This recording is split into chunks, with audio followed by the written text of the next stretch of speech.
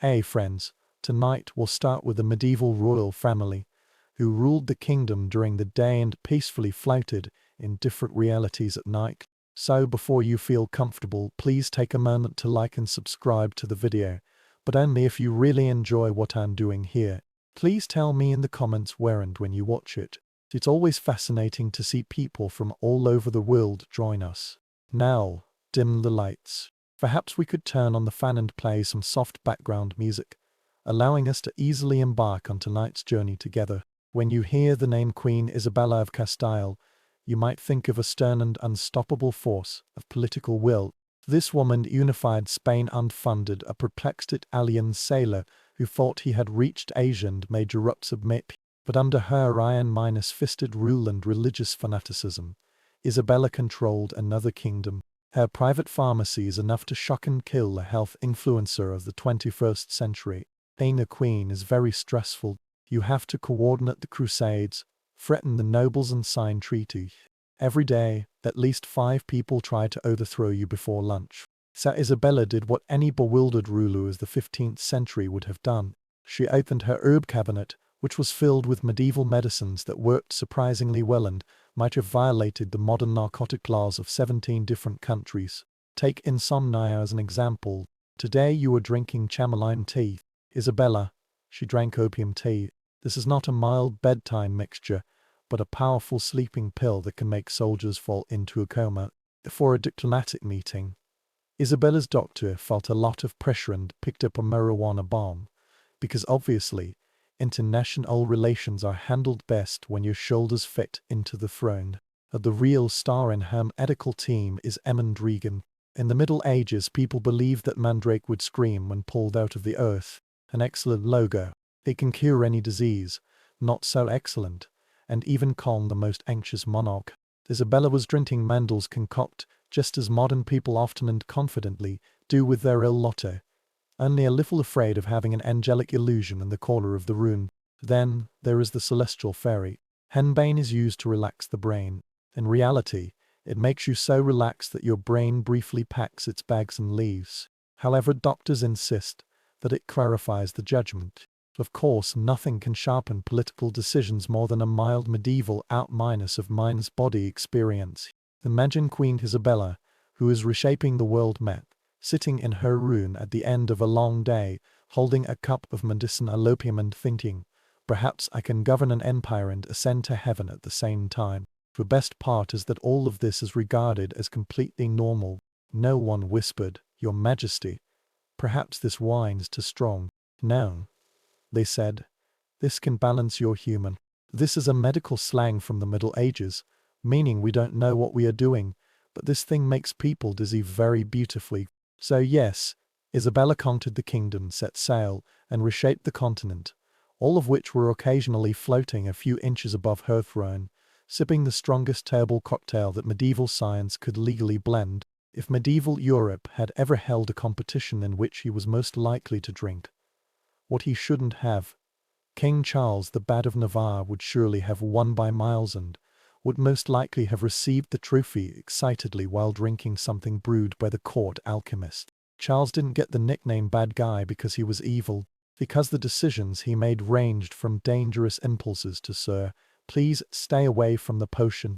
His political plans are chaotic, his alliances are unpredictable, and his personal health routines are just routine. A terrifying or ridiculous mistake occurred in a medieval chemical experiment. While other kings relied on faith, discipline and competent advisors, Charles trusted alchemy, the medieval version of science, but his personality problems were much stronger. His personal alchemist specializes in potions that guarantee everything: intelligence improvement, mood enhancement, mental clarity, political courage, in an unforgettable moment, immortal. These mixtures contain pleasant ingredients such as opium, marijuana, hallucinogenic plants, exotic resins that have spread further than most farmers, and powders that no one can inhale unless someone wants to die or wear a crown. Charles didn't sip these potions carefully. No, he drank them with the same enthusiasm as a college student who first discovered energy drinks. The results are impressive and sometimes disastrous. It is reported that there was a kind of potion that made him so excited that he even tried to negotiate peace with the tapestry. Another one gave him a vision, which he insisted was a sacred message from heaven. His advisors nodded politely, noting down his nonsense. When the king began to describe the conversation with the imagined diplomat, they tried not to panic. His court physicians, blessing them with optimistic hearts, insisted that these herbal mixtures could balance body fluids. On the contrary, they'd balanced everything: his emotions, his sleep, his decisions, and it could be said that his entire kingdom. However, Charlie kept drinking because for him, these wines were not for entertainment. They are strategic tools. If a potion could make him fearless, he would wage war. If a dose of potion made him paranoid, he would accuse the rulers of the neighboring country of conspiring against him. If a potion could make him radiate the confidence of the universe, he would announce a thorough reform, and no one could understand. Ultimately, even for an ambassador's learned these signals. If Charles greeted them calmly, it indicated that he had not yet been to the alchemy laboratory. If he greets them sweating profusely, trembling with fear, or quoting prophecies, they will know that the negotiations will become extremely unpredictable. So yes, Bad Charlie is more than just a king. He was the most loyal potions taster in medieval Europe. In a world without warning labels, he explores the limits of alchemy medicine with heroic or reckless enthusiasm.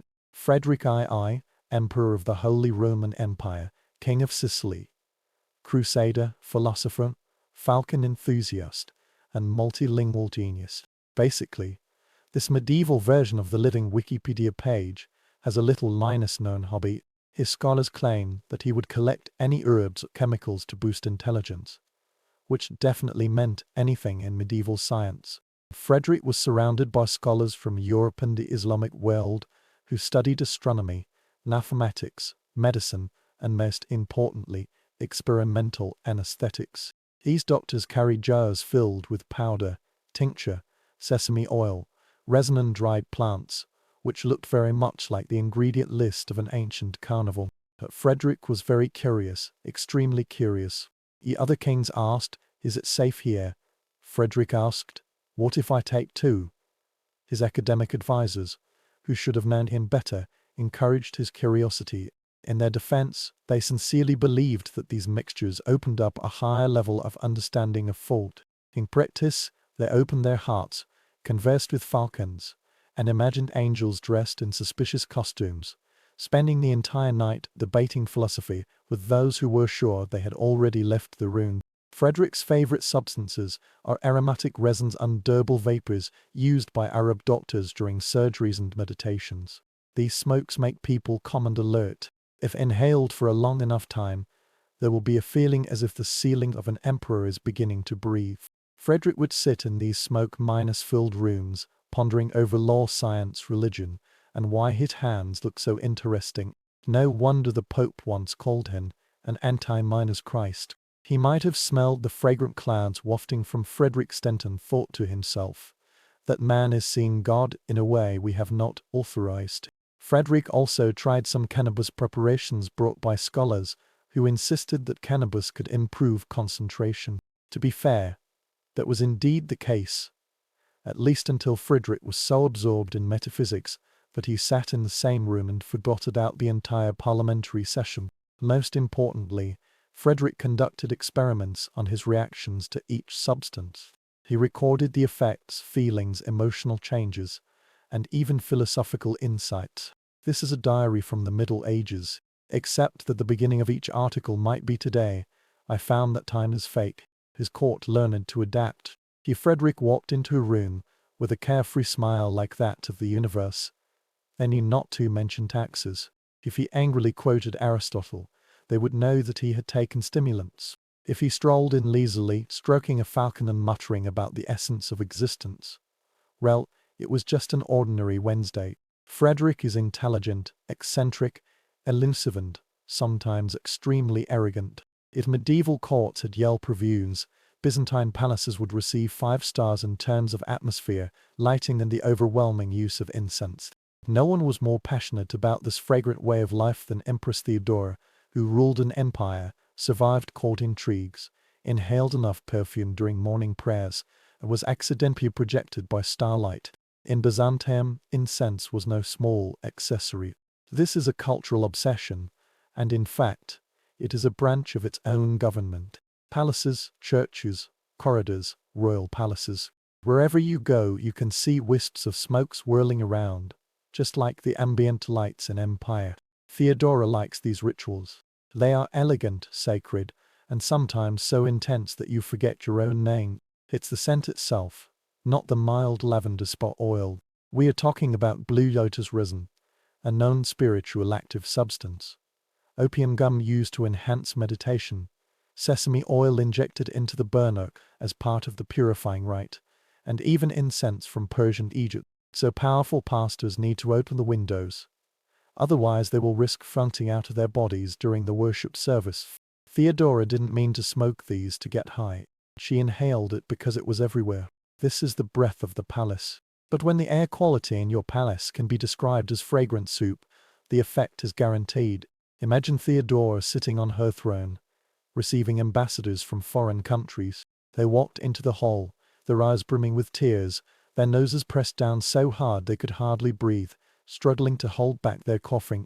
The air was filled with a spiritually active fragrance, like a mysterious smoke machine.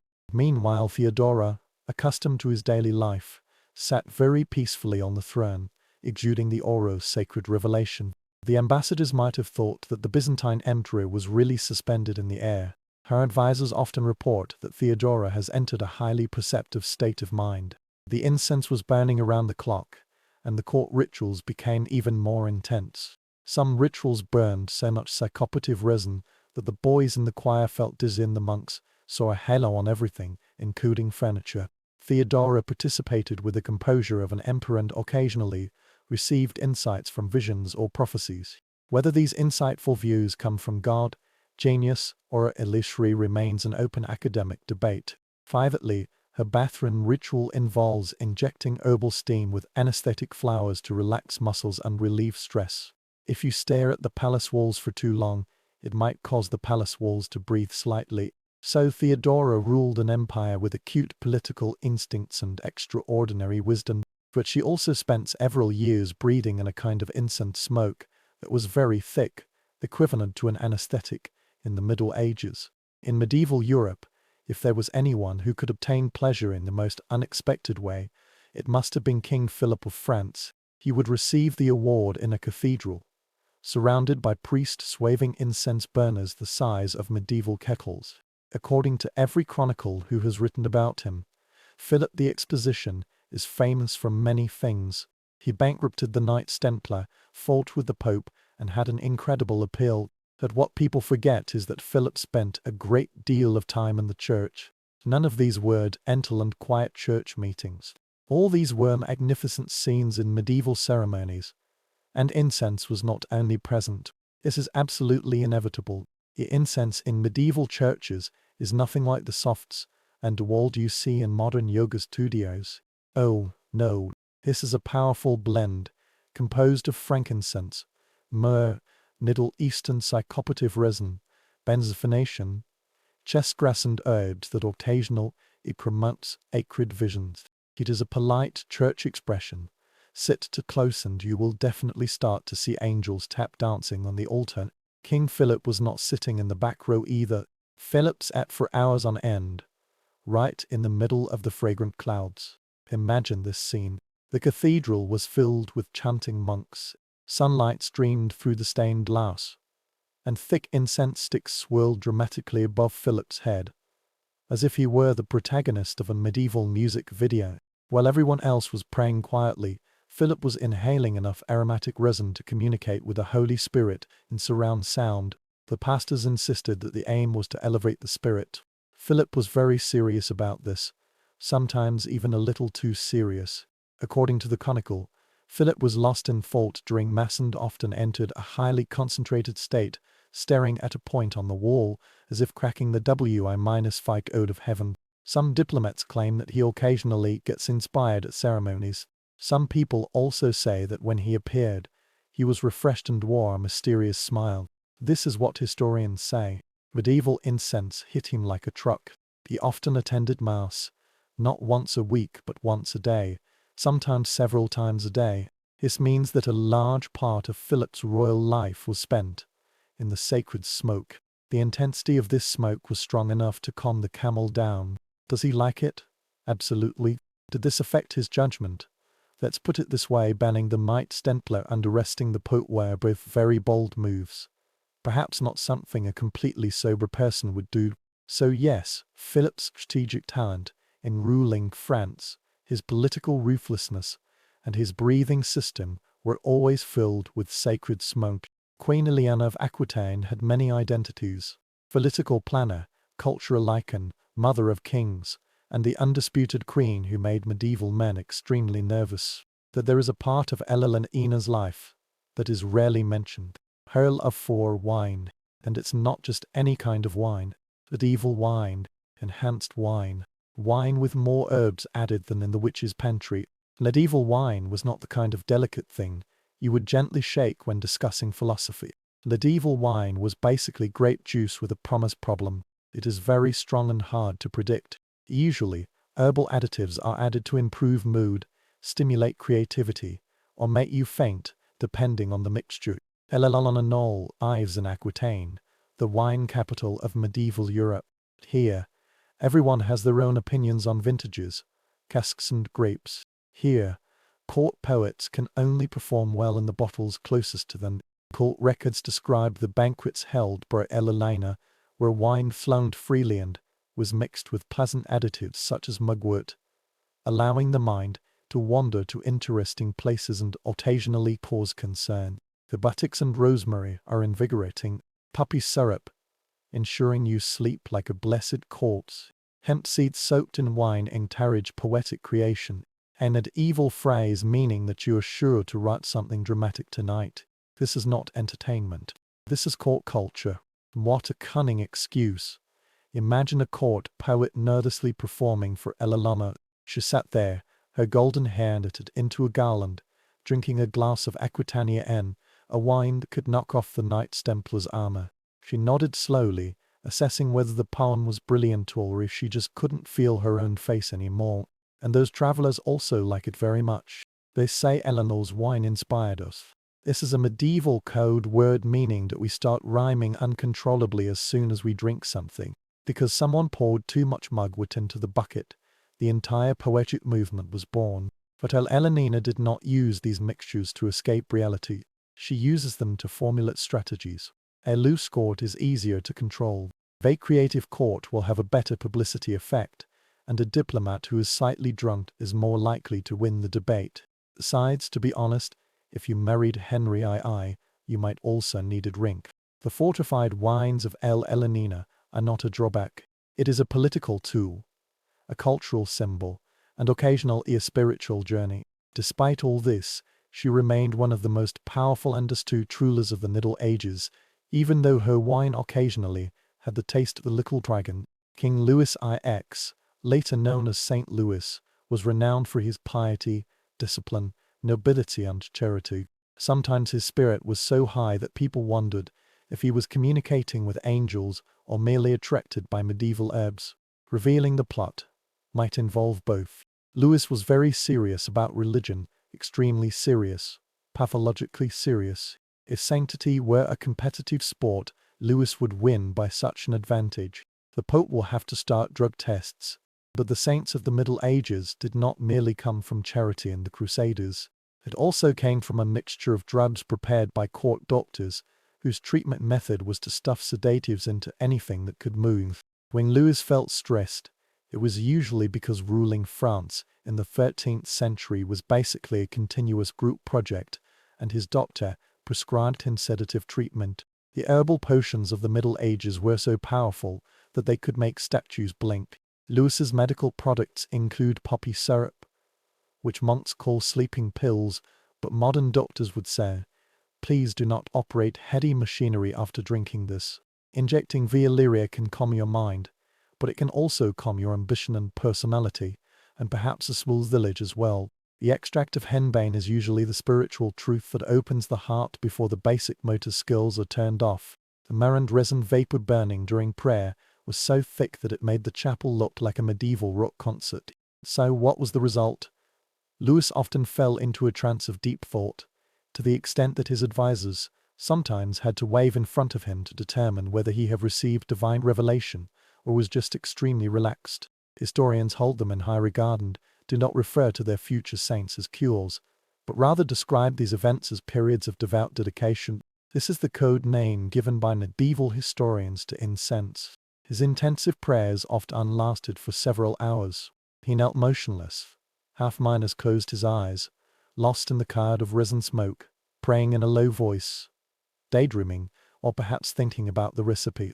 In the incense burner that hissed like a medieval humidifier, no one could clearly hear his voice. Foreign diplomats attending these ceremonies reported that they felt excited, relaxed under sacred dizziness. The ambassador admitted that he had forgotten why he came and was just praying with Louisiana. The incense did work, but there is a twist here. Louis's judgment remained sharp. His administrative decisions are renowned for their fairness. His judicial system is admirable, and his reforms are enduring. So either the herbs strengthened his holy instincts, or he was the only person in history who governed the country under the shadow of mild anesthesians, still did better than his sober opponent. Finally, Louis didn't take drugs for pleasure. He was excited about God, which was the most respected excuse in medieval Europe.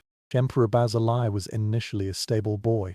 He gained power through his charm, talent and a series of dubious promotions, and eventually ruled the Byzantine Empire with the faith of a man who absolutely believed that God was on his side.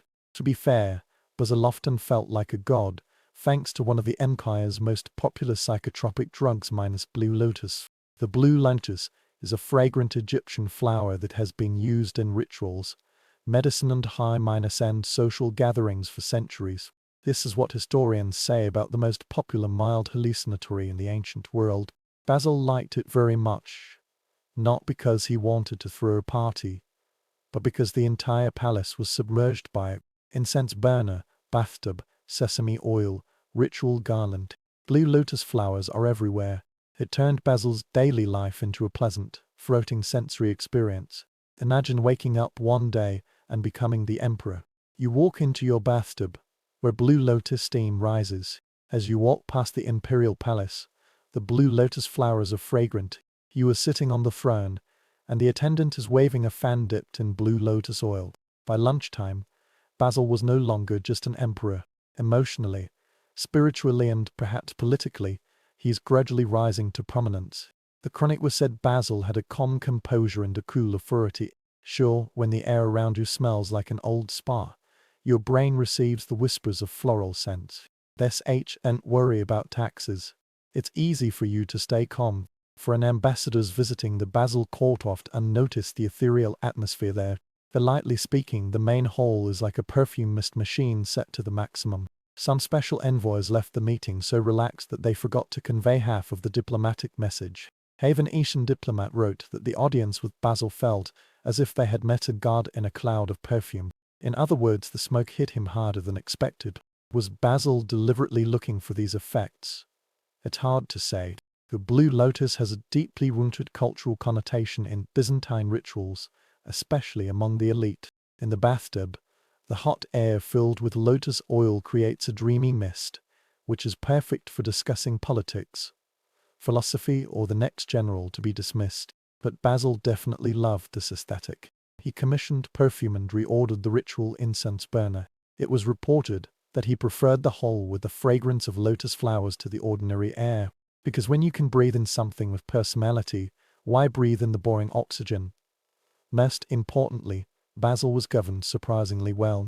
He reorganized the finances, strengthened the army, and established a dynasty, all of which lived in a fragrant, slightly mentally active cloud of plants. So Basil I was not only the founder of the Macedonian dynasty, he was the most elegant and relaxed emperor of Byzantium. Richard the Lionheart was a crusader hero, a military genius, and a man who liked to communicate with the loud sound of his sword. He spent about 3 days of his entire reign in England. What people forget is that Richard's life was like a conveyor belt constantly getting hurt, and medieval medicine dealt with these injuries as delicately as throwing a brick into a window. Richard kept fighting. Siege battles, minor conflicts, duels, battles, tournaments. If violence is a loyalty program, Richard will reach platinum level within a week.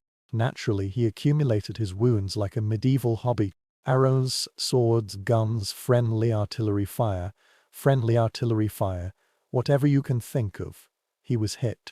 Because medieval medicine had not yet discovered a stronger anesthetic than biting this stick, Richard's doctors relied heavily on opium for treatment. By foundation, I mean almost everything opium.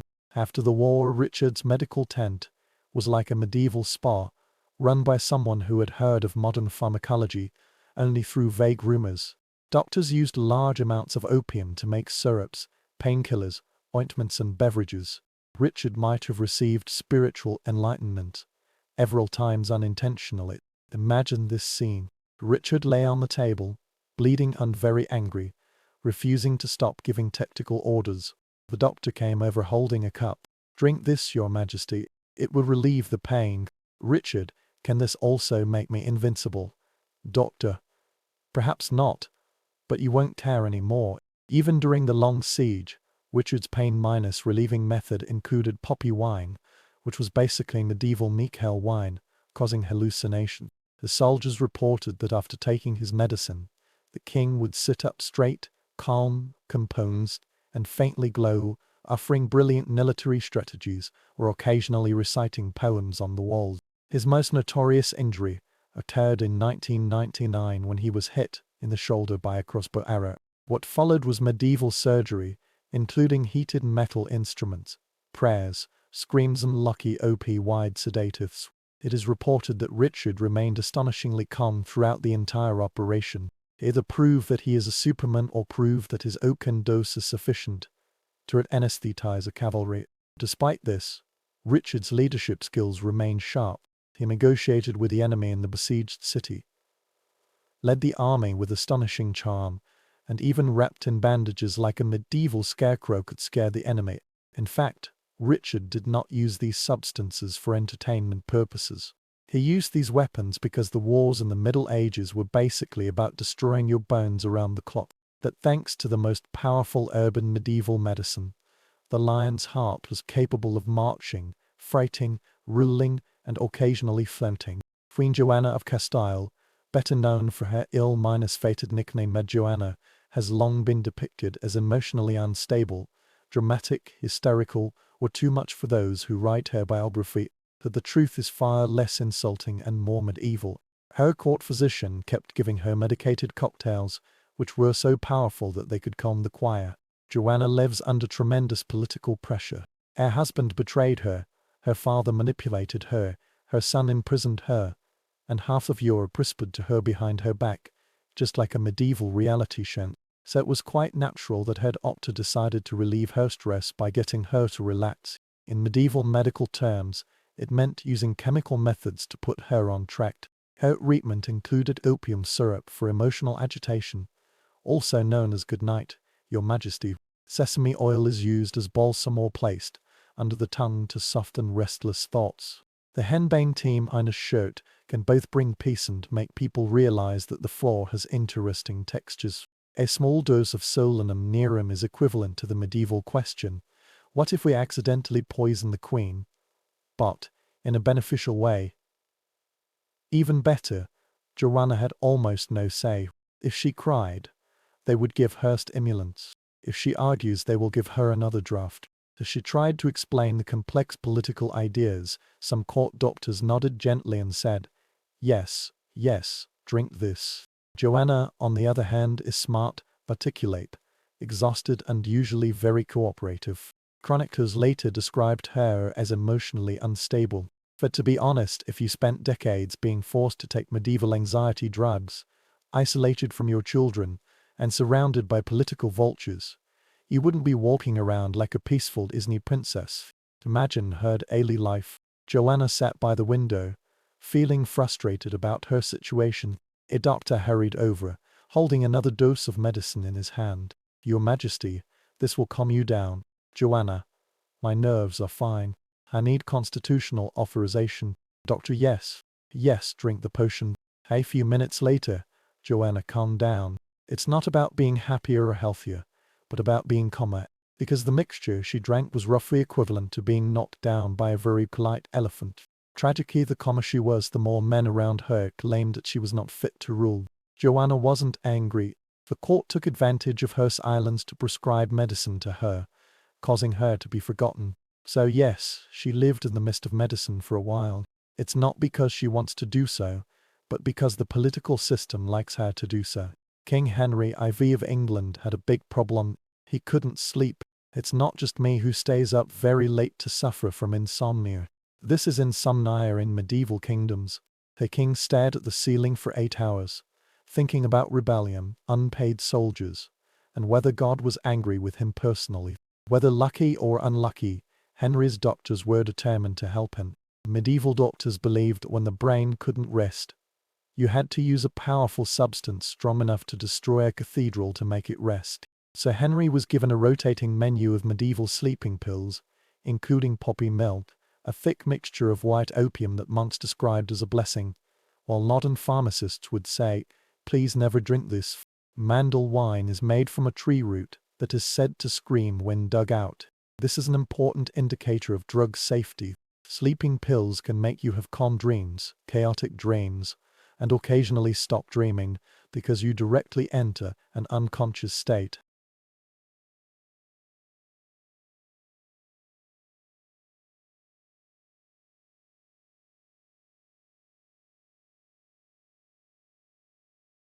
When they pretend to be gentle and refined, they soak malt liqueur in Vieira and lavender. Imagine yourself as Henry. It's midnight. Your kingdom is on fire. Sometimes it really is. The royal doctor walked in with a cup that smelled like a wizard's compost pile. Drink this, your majesty. This will relieve your trouble, Henry. Shall I take it? Doctor, I don't know. But you must stop complaining. Sometimes the medicine works just too well. Historians have noticed that Henry often fell asleep in awkward moments, such as during parliamentary meetings, during mass, and reportedly once during a debate over taxes. To be honest, this might have been intentional, but none of these are peaceful and serene naps. Sedatives in the Middle Ages were like trabeculitis.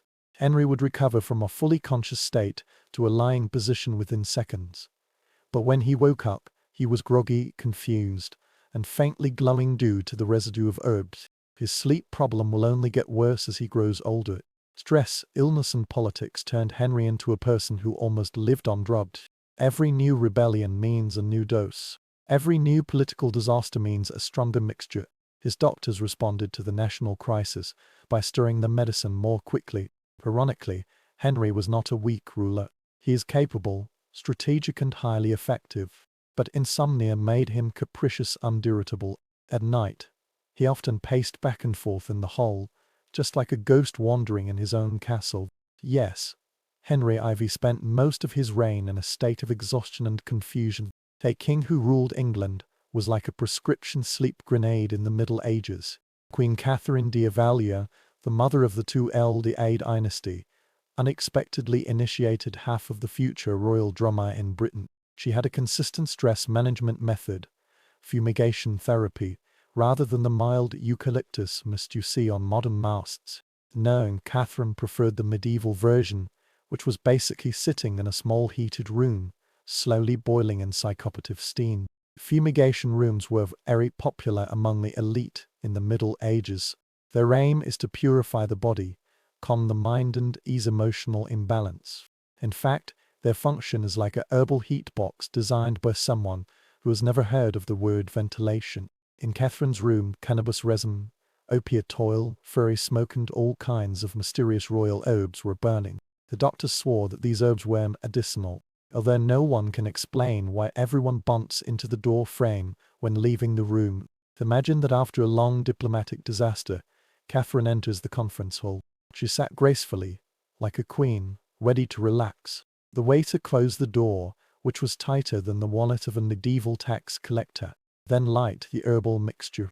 Slowly, the room was filled with thick, fragrant smoke, which made you wonder if the walls weren't melting or if your problem simply didn't exist. Within a few minutes, Catherine will feel relieved. This was the term used in medieval medicine to refer to Her Majesty.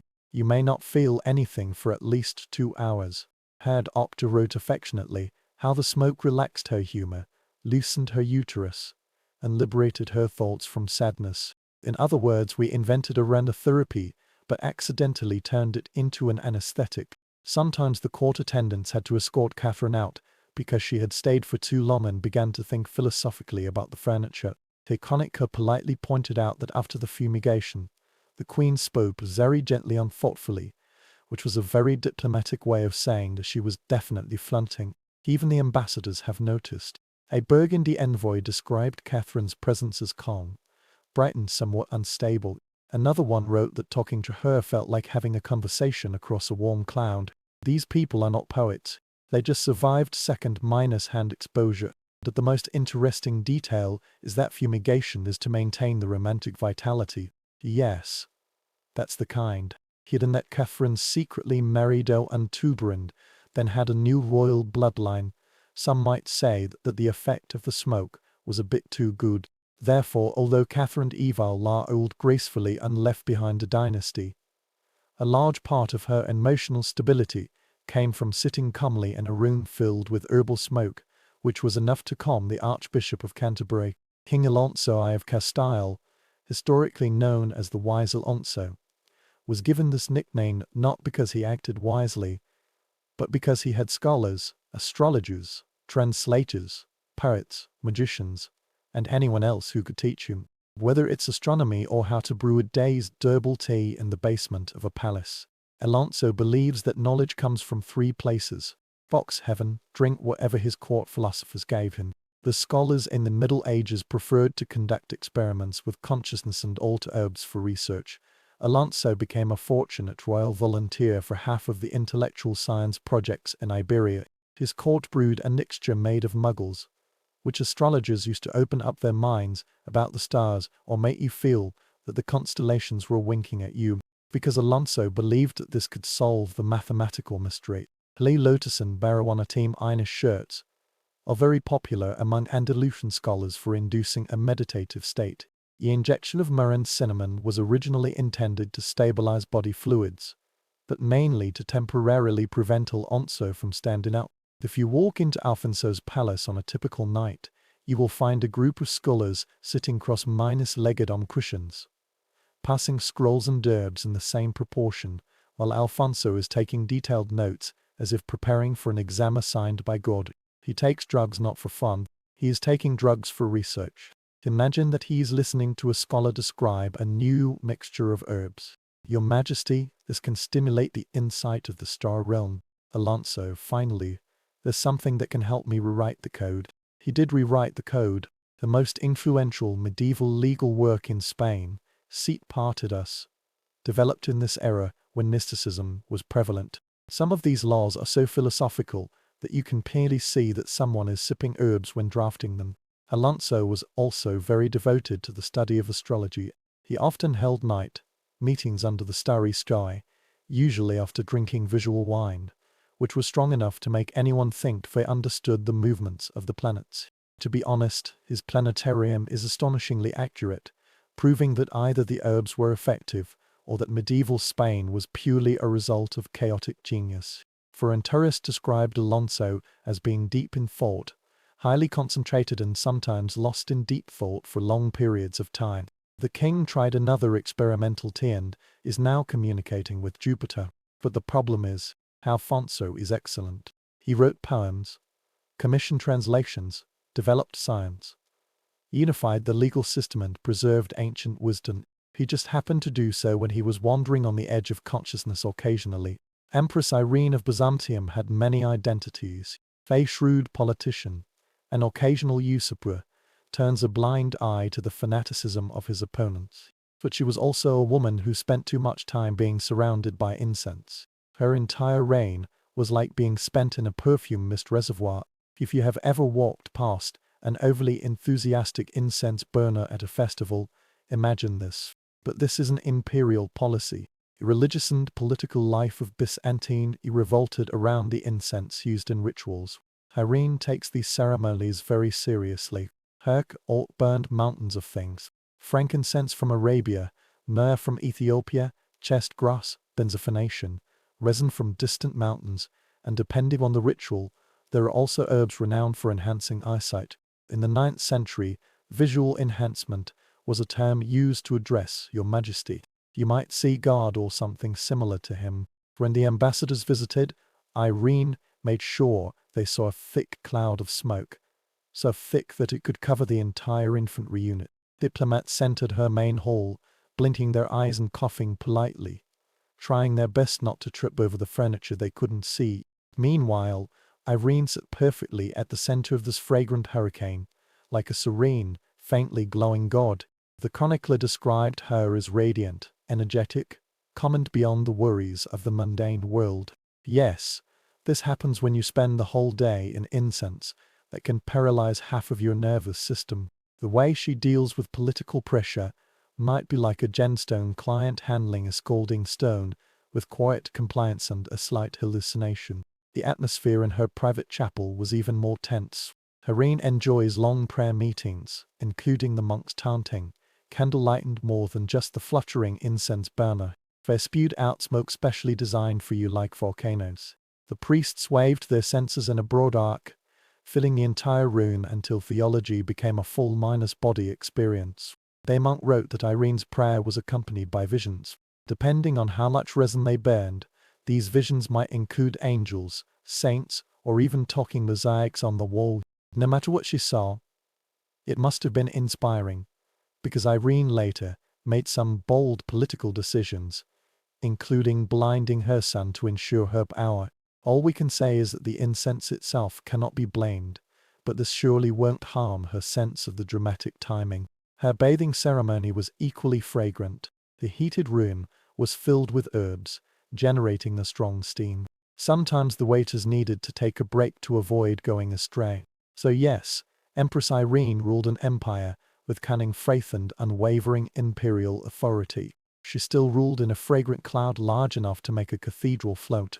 Few medieval rulers could have gained such a reputation as King Charles V and V, I of France for tragedy, chaos and medicine, and he was also known by the extremely subtle nickname Madman Charles. But there is a twist here.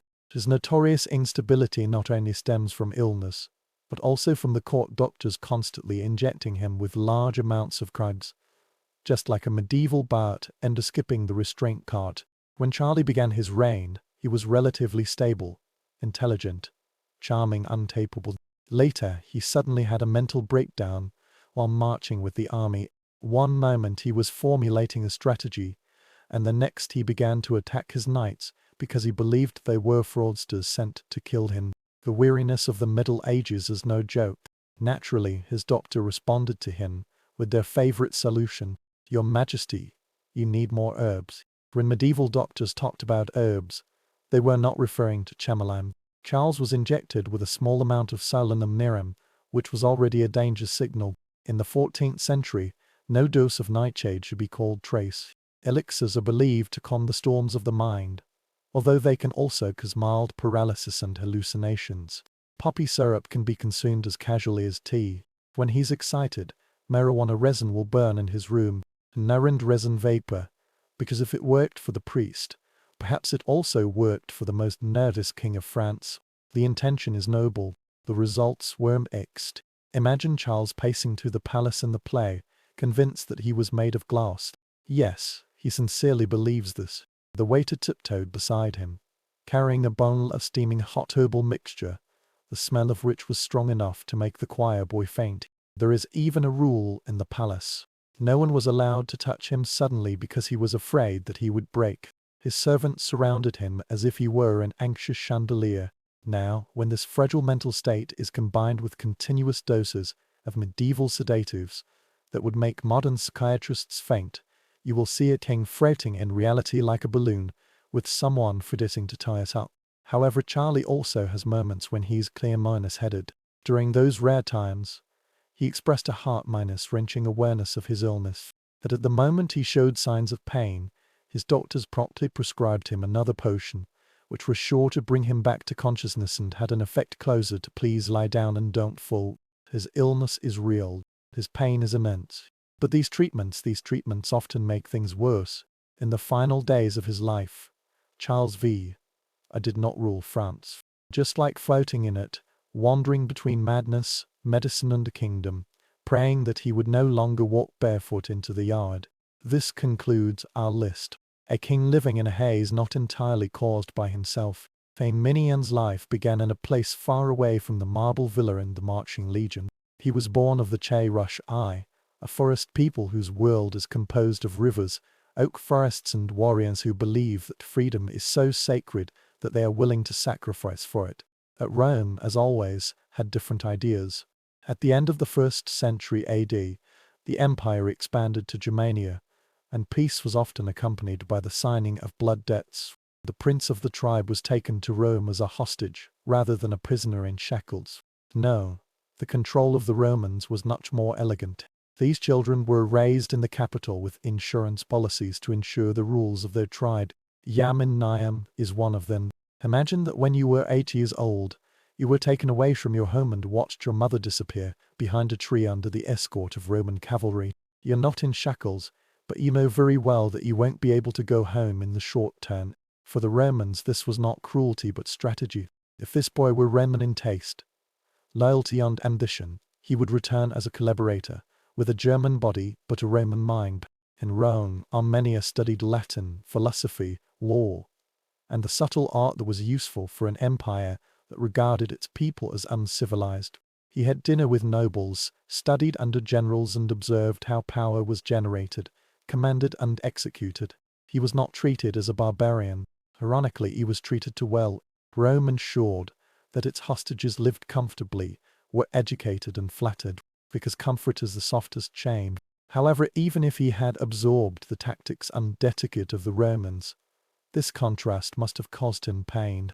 Here he was, a young Che Rushi nobleman, listening to the Roman instructor mocking the Heloli and tried as primitive beasts.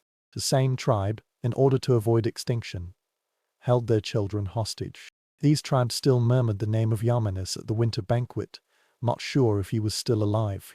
When he came of age, Aeminius was no longer a simple German prince. Rome trained him to be a knight of the order, a well-trained commander, theoretically loyal to the emperor, speaking fluent Latin, abiding by Roman military principles, and having a complete understanding of the life, march and death of the legion. Rome believed that it was it that shaped him. Rome believed that they had tamed him. What it actually does is much more dangerous. It taught a mean how to destroy it. When a mean came of age, Rome regarded him as one of its own, or at least close enough to be able to wear a military uniform. This boy was taken away from the forests of Eloni and later became an outstanding officer in the Roman auxiliary force, and later the Knight Order, precisely the kind of foreign-born commander that Rome liked to show off as proof of its civilized mission.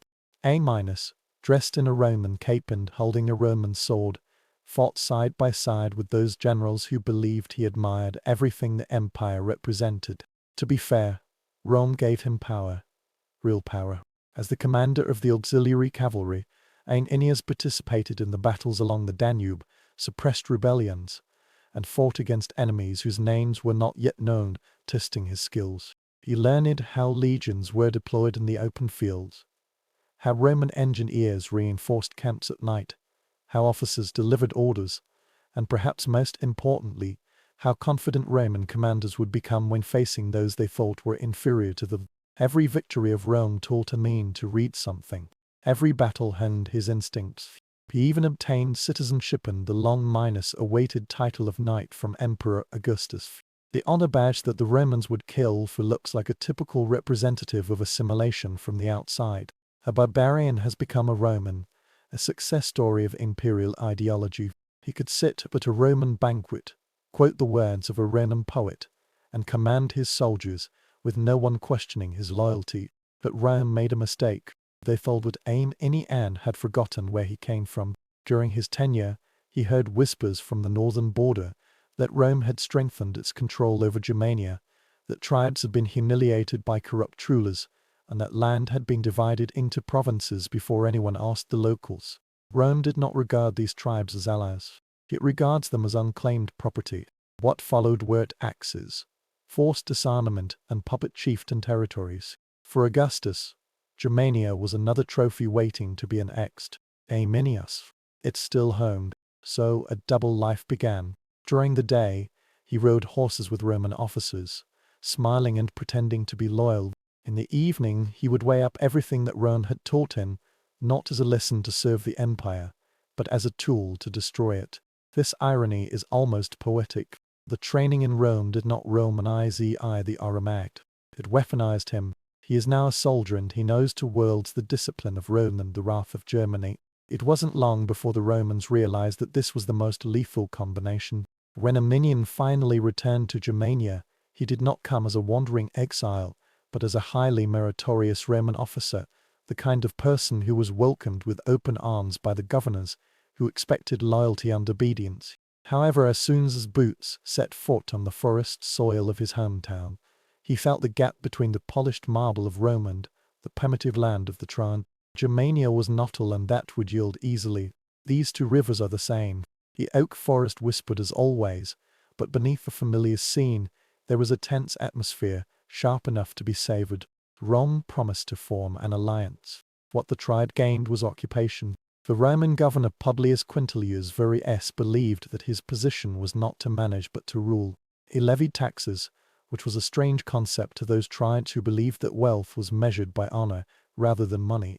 His arrogance in enforcing Roman law exceeded his knowledge of local customs. The demands for courts, punishments and tribulations spread like lightning, enraging every chieftain from vassally to the castle. Rome might have believed it had brought order, but for the Germans, it was like a slow suffocation. Yamin Neon saw it immediately. The chiefs who greeted him were filled with pride, but also with silent despair. These people used to be high and mighty around his father, but now they were afraid of the Roman spies and whispered complaints in the shadows.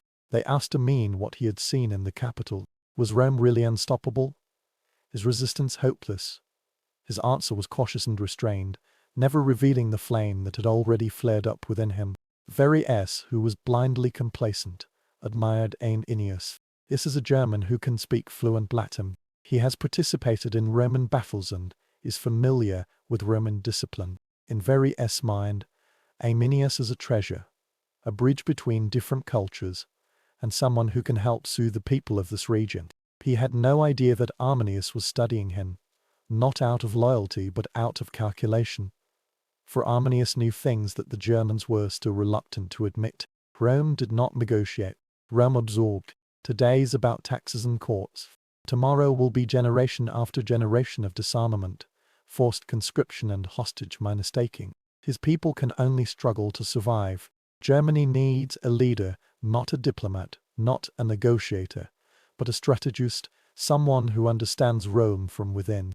Amin clearly realized that he was the only one competent for this role, and this realization changed the course of history. Rome sent him back to his hometown. They had no idea that he had brought them bad luck. Amin understood that revolution did not start with a shout. He first listened quietly and patiently until every complaint, every insult and every hurt caused by the occupying forces revealed a pattern. So he moved from one tribe to another, attended meetings, drank at banquets, and sat with those chiefs who had become resentful under Roman rule. Some people's sons were conscripted into the auxiliary forces. Some others ceded their land to the Romans. Some people simply don't like to obey men who wear skirts made of metal plates. But they all share a common root. The Germanic tribes have never united in anger as they do now. The problem lies in fear. Rome seemed invincible. 3 legions guard this area. They are highly disciplined and fully armed, led by Varius, who may be an incompetent governor, but still commands an overwhelming military force. These tribes had already perished before Rome. Why is this time different? Arminian had the answer, because unlike any Germanic leader before him, he knew the weaknesses of Rome. He knew how the legions marched, how they reacted under pressure, how supply lines were disrupted, how commanders trusted maps rather than intuition, and most importantly, he knew that overconfidence would blind even the most seasoned Roman officers. He began to whisper that incredible thing. Rome could be defeated, not in an open battle. That's no different from committing suicide.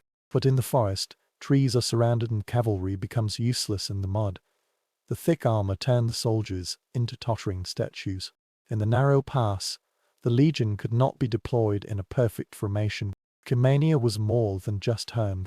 It is a weapon, but rebellion requires unity, and unity requires trust. Therefore, Aeminius secretly met with some leaders, such as his father Sager, Murray Vendus of the Marquis, and the leaders of the Bruckians and the Shoptians. They formed the framework of the alliance that Varus had never doubted. In the meeting illuminated by the firelight, when Aeminius sketched out a bold plan that felt crazy, the soldiers bent forward. In an uprising he lured Varus deep into unfamiliar areas and then gradually destroyed the Roman army. Some chiefs hesitated. Betraying Rome is one thing. Launching a coordinated attack on the 3 legions is another matter. But Aeminian's faith was contagious. His knowledge is very precise. His belief is unambiguous. Slowly, resistance turned into determination. At the end of summer, the traps are ready. The only thing left was to seduce Varus. Aeminius knew this task was too simple. After all, nothing is easier than deceiving someone who believes they won't be fooled. Aeminian spent a long time with the Roman governor and came to know a universal truth. The more incompetent an official is, the more he believes he has a genius. Publius Quintilius Varus is a living embodiment of this rule. Augustus sent him to govern Germania as if he were transferring a tax accountant to a distant office. Varus was expecting paperwork, not war. He believed that the Germans only needed the Romans, preferably himself, to educate them. Because arrogance seldom acts alone, he also believes that Aeminian is his loyal ally. This is precisely the weakness that Aeminian wants to take advantage of. He began to instill carefully fabricated lies into Varus. Rebellion broke out in remote areas, some tribes were in turmoil, and the authority of Rome was questioned. It's not dramatic at all. It's just enough to poke Varus' self-esteem. Varus spent several months imposing Roman law on those who did not want it. The thought of someone daring to rebel against him makes me unable to stand it. Euminus played him like a strummer, plucking the strings one by one until Varus was convinced that the situation required his personal intervention. The brilliance of deception lies in his ingenuity. Yaman's thoughts have never been too tough. He never raises his voice. He merely reported his concerns, proposed to direct the legion, and assured Varus that everything was under control. By doing so, he strengthened the governor's favorite story, that is, Rome successfully Romanized a German prince, who was eager to prove his loyalty. Varus swallowed it completely. At the end of summer, Aeminian suggested that the legion advance into the Tutburg region to deal with the so-called uprising. Varus was full of confidence in his authority and, even more so in Aeminian. He agreed without hesitation. He summoned 3 legions, the 17th, 18th and 19th legions, as well as an auxiliary legion, camp attendants, merchants and carriages. This is not a rapid strike force. These are a group of clumsy people who think that the forest is merely a background scenery, that some Roman officers were not so easily deceived. A Germanic nobleman named Titus, who did not trust Arminius, straightforwardly warned Varus, "Don't trust this man. He is plotting to harm you." But Varus paid no attention to this warning. Why? Because Varus trusted documents, military ranks and Roman titles, while Aeminian had all of this in his hands. At the beginning of the parade, Aeminius was riding beside Varus, expressionless, with a loyal voice and a passionate heart. He told Varus that this road was safe. He told Varus that the tribe needed the guidance of the Romans. What he said to Varus was exactly what the governor wanted to hear. Behind the polite smiles, the biggest ambush in Roman history has already unfolded. When the march began, it seemed that it was going to rain. This was not uncommon in Germania, but the Romans should have paid more attention to it. The Tutburg forest is dense and ancient, and is very unfriendly to travelers who rely on straight roads and wide terrain. Rome established its empire on open terrain, where legions could spread their wings and let discipline slay. But in Germania, the trees were enclosed like walls. The ground turned into sucking soil and its ability shrank, until the world became a narrow corridor with dripping leaves on it. Varus pushed forward without realizing it. He not only brought soldiers, but also entire civilian attendants, cooks, blacksmiths, merchants, servants, and animals. This is not an army on high alert. This is a mobile administrative office. The column stretched for miles, winding through the forest path like a silver snake strangled by vines. Leading the way was Amini Anne, who was like a perfect ally. But the very moment when he needed to disappear, Aeneas asked for permission to assemble the Germanic coalition forces to help suppress the false rebellion he had fabricated himself. Varys was convinced of his loyalty and let him go. This was the last decision he made without any regrets. When Minos disappeared into the woods, the weather changed. Raindrops are beating against the tree canopy. The wind howled through the branches. The muddy ground turned into a swamp disguised as a road. The shields of the Romans became smooth. Their sandals couldn't hold on. The carriage overturned in the ditch.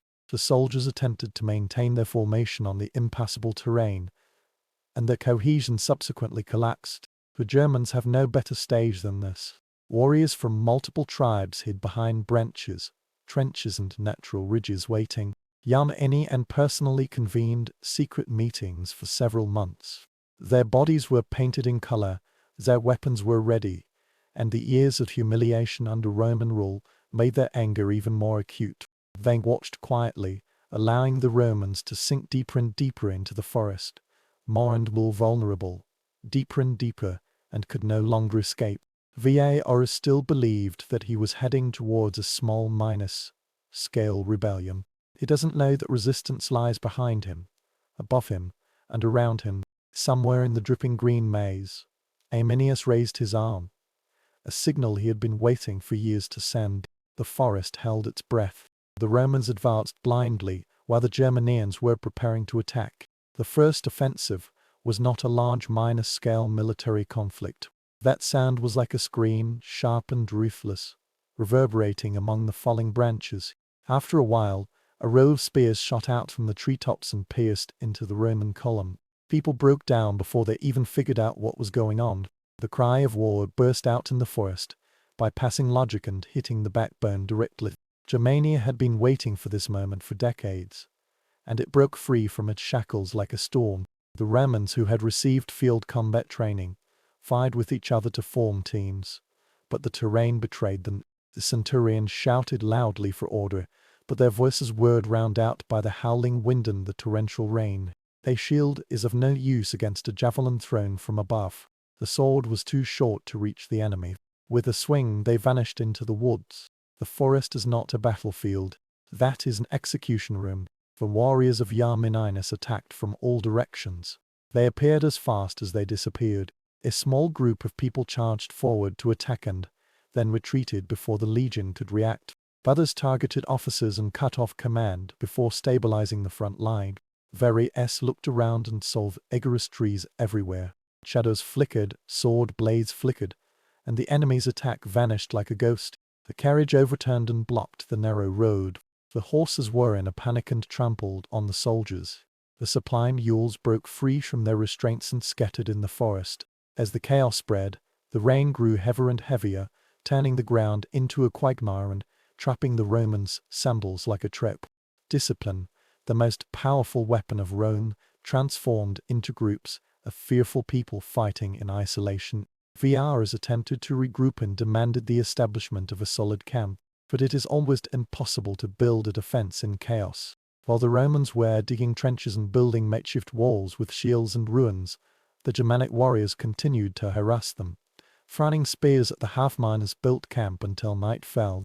When darkness fell, it did not bring any comfort. The Romans huddled together, soaked through, trembling and listening to the mocking shouts from the forest. The Germans not only launched an attack, but were also enjoying the moment. The soldiers sang the song of victory. The drum beats echoed like thunder. To the Romans this sounded as if the forest was celebrating their downfall. Varys tried to maintain the illusion of being in control of the situation, but even he himself saw the truth. They are not fighting against the enemy. They were hunted down, and the Yarmininus he trusted was the hunter who led them into the abyss. At dawn, the Romans stopped marching. They fled in slow motion. Exhaustion adhered to them like a damp cloth.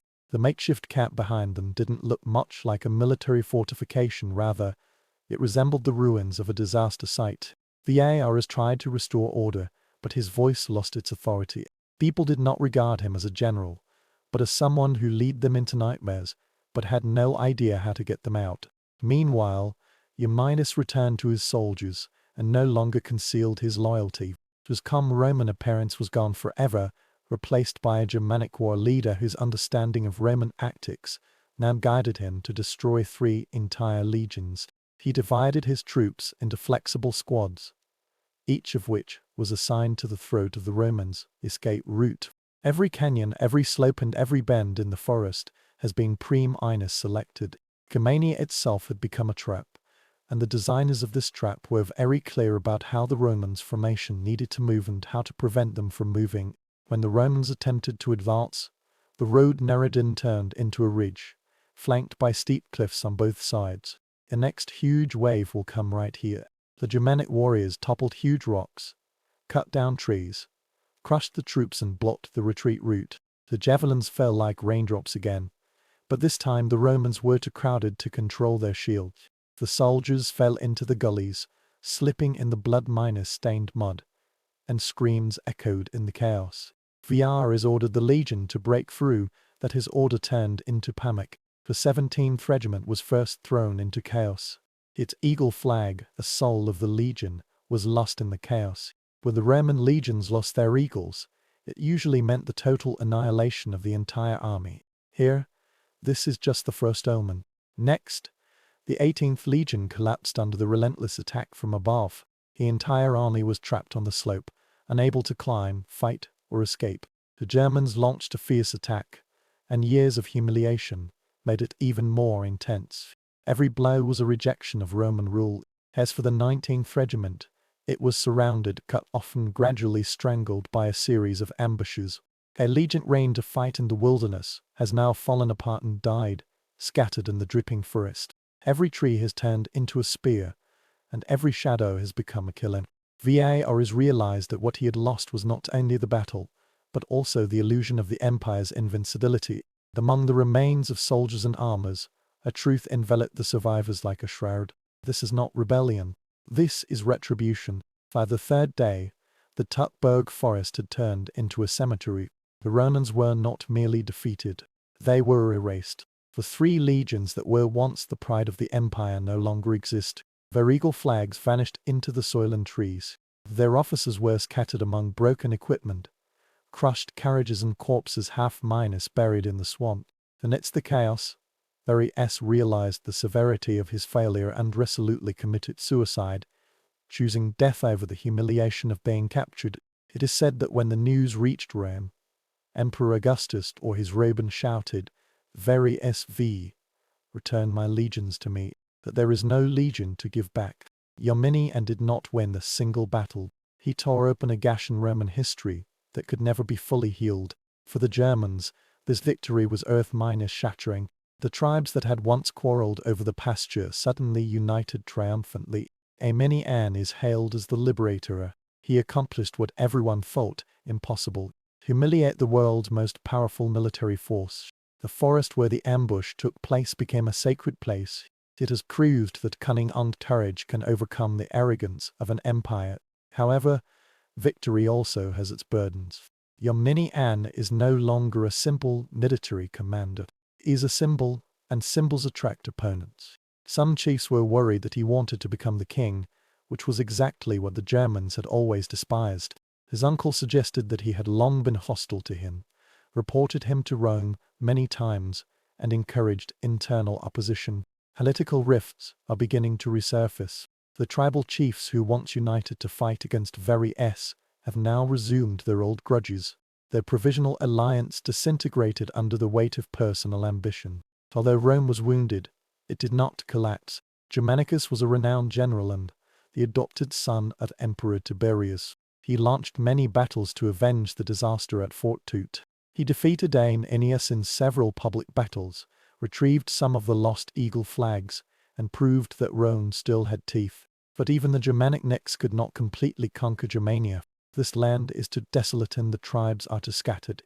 Euminus escaped the Roman retaliation, but his people did not.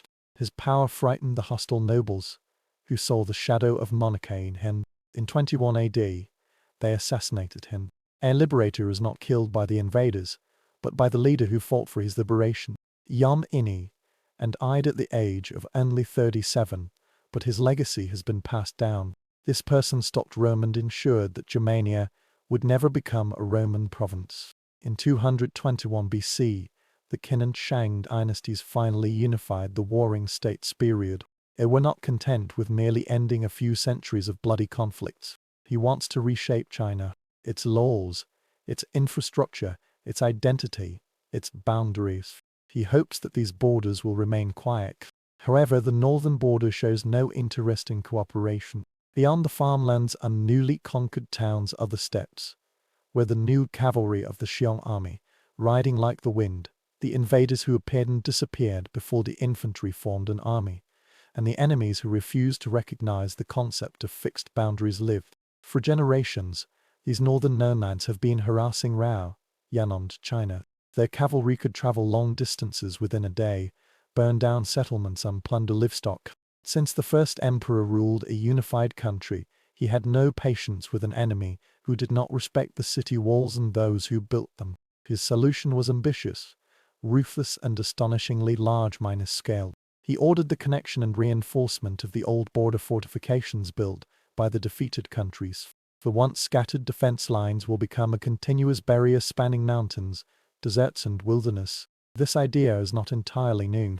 Centuries ago, the states of Qin, Zhou and Yan had already conducted experiments on city walls, but the plans of the Qin and Shang states were much more ambitious. A backbone composed of stone, earth and wood marked the northern boundary of civilization and prevented barbarians from entering. This is not merely a military project. It is a symbol, an eternal declaration of a ruler who is obsessed with making his rule immortal. But even grand visions come at a price. The emperor had a unique solution to the shortage of labor. He will take advantage of those who make him unhappy. Thousands upon thousands of conscripted farmers, soldiers, debtors and prisoners were sent to the border.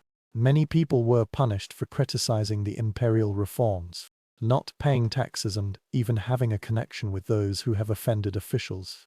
Now they are advancing northward in shackles, not knowing whether they will build a city wall, freeze on the mountainside, or simply disappear.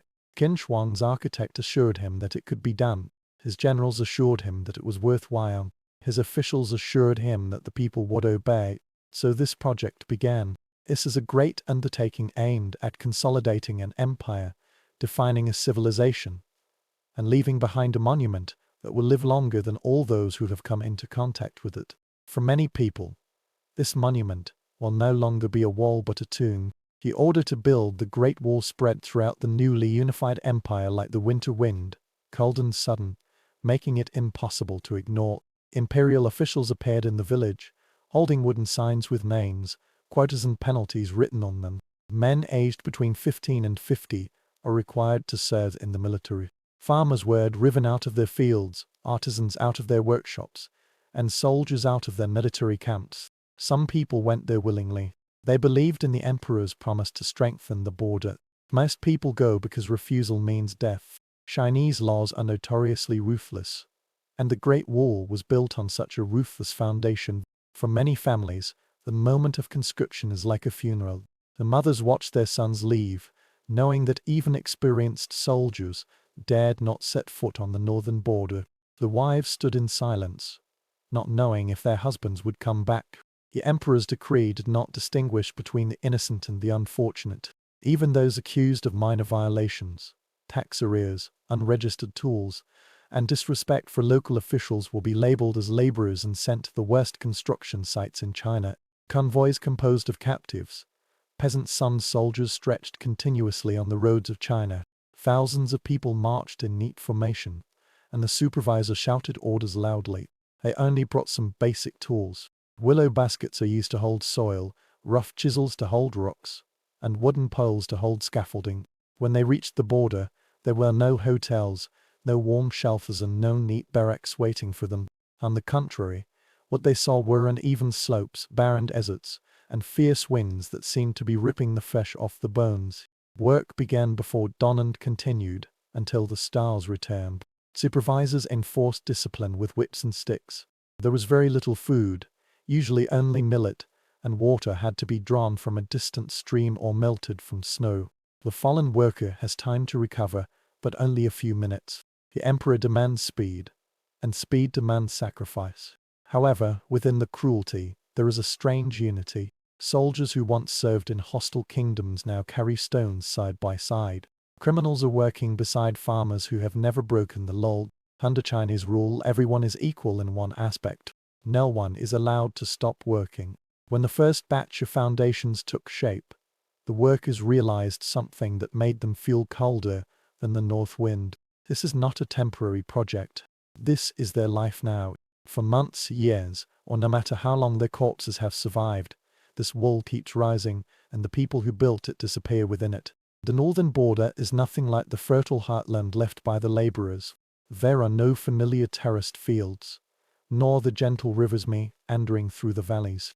The Great Wall should be built in places where nature resists human existence. In the west, the land melted into the dry sand of the Gobi Desert, where the sand dunes moved like wild beasts, devouring the roads overnight. Further east lies Yin Shan Mountain, with its uneven range shooting straight into the clouds, forcing people to climb on the rocks like insects.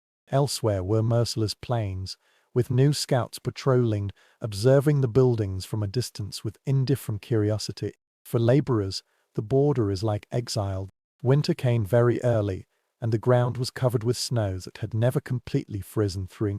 A fierce wind howled past, blowing sand to wash the frozen ice blocks, to shatter the wooden scaffolding.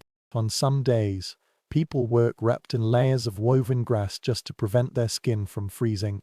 Sometimes they work shirtless in the scorching summer, and the rate at which their sweat evaporates is even faster than the rate at which it forms. Residence is a luxury that they seldom enjoy. The campsite was merely a fabric tent made of pressed stones, or a cave hastily carved out of the cliff. The flame was small and precious, with only a few shrubs or branches barely provided by the land as fuel. At night, the howling of wolves and the groans of exhausted people interwove, reverberating in the valley a chorus of pain. Those who died on their way north were abandoned by the roadside. Those who died during the construction were usually buried under the nearest mound. Sometimes there is no ceremony, and sometimes there is not even a day's work to be suspended. However, danger does not only come from nature.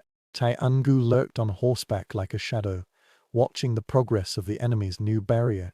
They suddenly attacked the supply convoy, cutting down those who were left behind, and sometimes circled near the construction site, shouting and shooting arrows at the workers. The work would only be suspended for a period of time, allowing Chinese soldiers to drive away the attackers, and then the supervisor would force the exhausted workers to return to their teams. However, the harsh border environment achieved the emperor's goal. Here, no one can escape. Here, people have vanished without a trace, and their names have disappeared in the wind. In this melting pot composed of ice, sand and stones, the first true fragment of the Great Wall of Emperor Qin Shi Huang began to rise, a monument to power, built in a place where human endurance has been stretched to its limit. The dynasty had no modern cranes, iron machines or mathematical measuring tools for large minor-scale construction. Instead there are human bodies, thousands upon thousands of people, and an unyielding ruler. The methods of building city walls vary depending on the terrain, but they all have one thing in common. Every meter requires tremendous physical labor. In deserts and plains, builders use a technique called rammed earth to layer soil, gravel and clay between wooden frames. Groups of people were pounding the mixture with heavy wooden hammers. Their rhythmic thumping sounds echoed across the ground, just like the heartbeat of a huge beast. The city walls made by this method are dense enough to withstand the weather and high enough to scare off invaders. But this job is very hard. Dislocated shoulders, blisters on palms, people fell into the dust due to dehydration. In the mountains the mission becomes even more brutal. The workers carved out paths on the cliff and dragged the stones up the steep slope, seemingly determined to throw them down. The rope is gone, the scaffolding collapsed, the granite slid like an avalanche, crushing those who were unfortunately blocked on the way to pieces. For the supervisors, These deaths are only part of the cost. Replace them, they commanded, waving to the next row of trembling workers. Ox carts carrying supplies crossed perilous terrain, but the roads often became too narrow, too steep or too muddy. When animals can no longer walk, humans will take their place, tying ropes into their shoulders, pulling, pushing, undragging goods until their skin tears. Every sound in the air was mixed with grunts, shouts, the crackling of whips and the merciless pounding of hammers. Despite suffering, this wall is still growing steadily. The watchtower stands above the scenery, providing a lighthouse from which soldiers can scan the horizon in search of the dust traces of new riders. Trenches were dug, the barracks were built. This wall began to stitch together like a scar on the boundary, marking the boundary between the civilized world and the wild world. For to those who built it, this wall was not an engineering wonder. That's a chain. Every stone, every handful of soil, and every piece of wood carries the memories of those who died on the road. The emperor saw progress. The supervisors saw the discipline. The workers only saw one fact. Building this wall requires more than just labor. It needs life. As the Great Wall extends along the border, the cost of human life becomes impossible to hide. Although the Chinese government did not take the trouble to try, death was an expected price.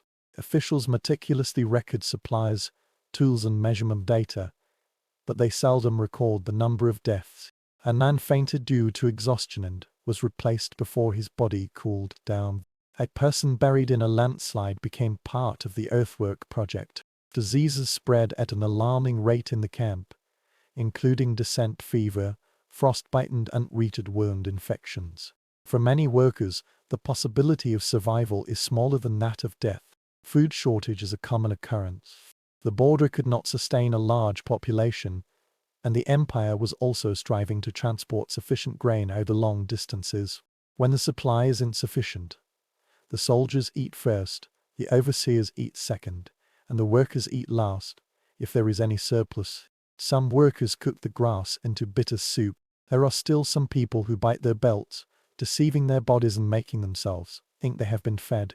Men will soon become weak, and the weaker they are, the more likely they are to be the victims of childbirth the next day. Punishment is cruel and open. Those who slow down their work will be tied to a pillar and whipped until they can stand up or not.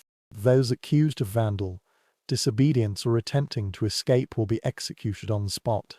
Their corpses were sometimes buried under the wall, not for ritual but for convenience. Whether this is really smeared on the wall or just a careless burial, the effect is the same. This wall has become the tomb of countless nameless souls. Despite being very harsh, the rumor still spread among the workers. Some people believe that the emperor hoped the Great Wall would exist forever, not merely as a military defense, but as a monument to his rule. Others whispered that Jin Shu Huang was afraid of death and wanted to seek eternity in buildings that lived longer than him. For the builders, these whispers will only deepen their resentment. They suffer not for their careers, not for protection, but for one's own ambition. However, even in the midst of despair, moments of humanity still shine with brilliance. The workers shared the leftover food. The veterans taught the young people how to wrap cloth to protect their shoulders. In the evening, the men sang songs about their families, reminding each other that they had once lived a real life and become faceless laborers in the emperor's machine. However, the truth still exists. The city walls were built higher and higher, and the rate at which soldiers died was even faster than the speed at which the empire replenished its personnel. Every newly completed section is a victory of engineering technology and a witness to the countless deaths of those beneath. The city walls grew higher and higher, and the emperor's shadow grew longer and longer. While the workers were shouldering the heavy responsibility of building the Great Wall, the soldiers stationed at the border also paid a high price. They are not merely guards. They are symbols of Chinese authority and an extension of the emperor's will. However, even their strict discipline cannot hide the fact that this is one of the harshest positions in the empire. Many people once won in the unification war of China. Now they found themselves standing at the top of a ridge blown by the wind, gazing at a horizon that was only perilous. Their duties are ruthless. Each watchhour needs to be under 24-hour surveillance, especially on the nights when Zhong Yu is most likely to launch an attack. The soldiers crowded around the small fire, holding their spears and listening to the purring of the horses that were not visible in the distance. The north wind gnawed at them mercilessly, just as it gnawed at workers. The armor has almost no warming effect. The cloak was frozen stiff. In winter, even breathing feels like inhaling a knife. Although soldiers received better rations than laborers, shortages still troubled them. The supplies struggled to cross the snow-blocked mountain pass, and the convoy risked being ambushed. When the food had not arrived, the soldiers and their guard went hungry together. Unlike laborers who could fall without consequences, soldiers were required to endure. The weakness of the outpost might destroy the entire border. The relationship between these two groups is becoming increasingly tense. The soldiers carried out orders with strict authority, forcing the workers to keep working even if their hands were shaking from exhaustion. However, many soldiers silently sympathized with the laborers and saw the same fear in their eyes. Afraid of this land that is as cruel as an enemy, some people secretly share food or water. Such small acts may be severely punished if discovered. Then came the war. When the Great Wall was under construction, new invaders suddenly launched an attack, disrupting the progress of the project. The targets were isolated camps, supplied caravans and partially completed fortifications. The soldiers charged across the ridges to repel these attacks. They were often outnumbered and slipped their feet on the soft soil or cold stones. Many people fell off the cliff or were knocked down before the reinforcements arrived. After the battle, the soldiers returned to their posts. They knew that their victory was temporary, while their losses were permanent. The Great Wall had been built for defense, but during its construction, it was more like a provocation, reminding the newlyweds that China intends to claim sovereignty over its borders. The soldiers stationed there understood a painful fact. They are defending a project that is still incomplete, still fragile, and still taking lives every day. Even the military, the pride of China, can sense that the emperor's ambition is like a heavy burden weighing on them, and they may never be able to escape.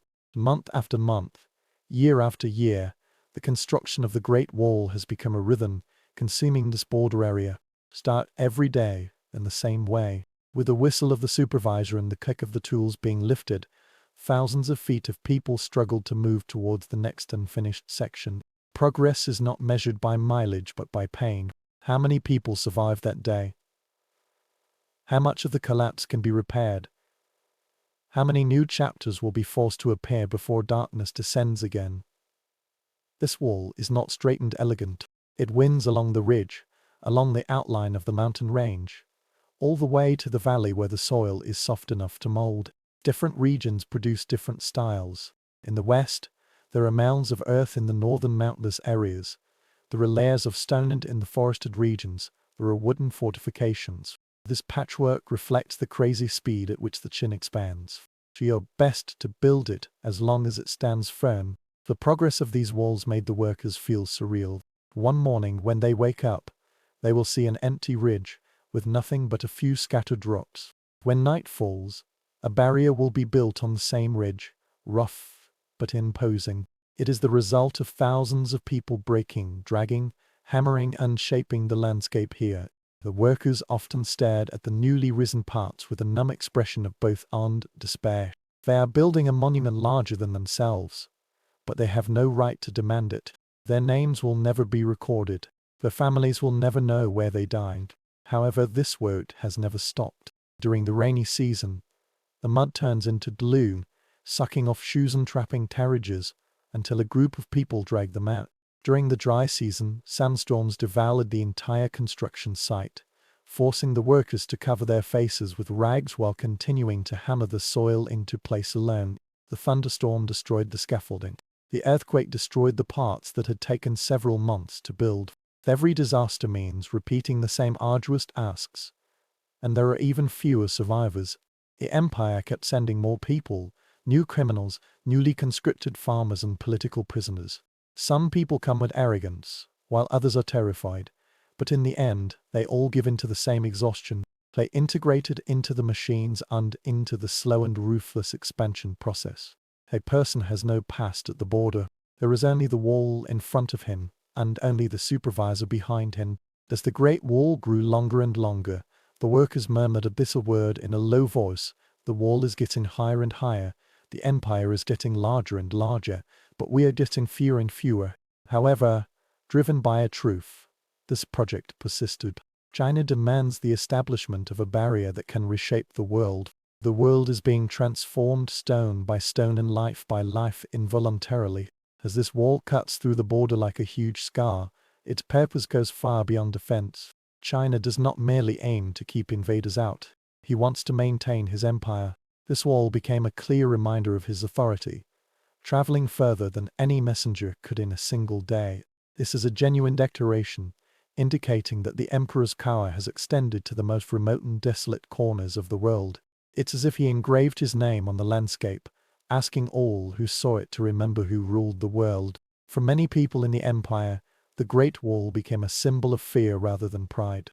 There is such a story circulating. Some people were dragged out of their homes simply because they criticized the imperial reforms and were sentenced to work on the frontier until they were exhausted. Each household whispered warnings to the children: obey the law or the wall will take you away. As soon as the construction sites in the north are mentioned, the crowd will fall silent. It is widely believed that those who vanished in concentration camps are rarely seen again, and the truth is not far from the rumors. Officials also used the separation wall as a political bargaining chip. A competitor might be unexpectedly assigned to supervise a remote department, which is a subtle death sentence disguised as a promotion. Even nobles were afraid of offending the wrong minister. In the crudest sense, this wall is an equalizer that deprives wealth, status and privilege. At the border, everyone was only accountable to the emperor. However, the propaganda department in China fabricated a different story. Court poets and scholars praised the Great Wall as a protective dragon and a sacred shield protecting the kingdom from chaos. The travel record describes it as the greatest engineering achievement in history. The statues and inscriptions extolled the emperor's kindness and ensured peace for future generations. For those who actually worked on the Great Wall knew the truth. It was built in a more cruel way than stone. Nevertheless, this wall still played a role. The Xian people knew that due to their unease about rapid expansion, they further retreated northward, not knowing how to deal with an obstacle whose growth rate was faster than their ability to dismantle. The number of raids reported by the patrol team has decreased. Farmers on the inland border began to fall asleep less fearfully. The emperor's vision, though brutal, is shaping the geopolitical landscape. But beneath the stable appearance, resentment is brewing. Every clenched fist, every unmarked grave, and every family mourning the son who sacrificed his life on the front line, all carry a silent and dangerous question. How long can an empire that has suffered so much stand firm? The wall has risen even higher. The emperor's power was growing increasingly greater, and the foundation for rebellion was quietly being established. By the time of the death of the Jin Shu emperor in 210 BC, the Great Wall had stretched from the deserts in the west to the rugged mountains in the east, spanning thousands of miles. It was not a single continuous structure like later dynasties, but it was large enough to intimidate both enemies and tourists. More importantly, it reshaped the identity of the empire. The Qin Wall Great Wall is both a great achievement and an open wound, pulsating with the stories of suffering passed down from generation to generation. After the emperor's death, the state he established disintegrated at a cruel speed. It turned out that his successor was unable to keep the unified land together, and a rebellion broke out throughout the empire. The strict laws he imposed, the taxes he demanded, and the ruthless construction projects he imposed on the people all poisoned the public's mood. This wall, once depicted as a protective dragon, is now remembered by people as a monument to oppression.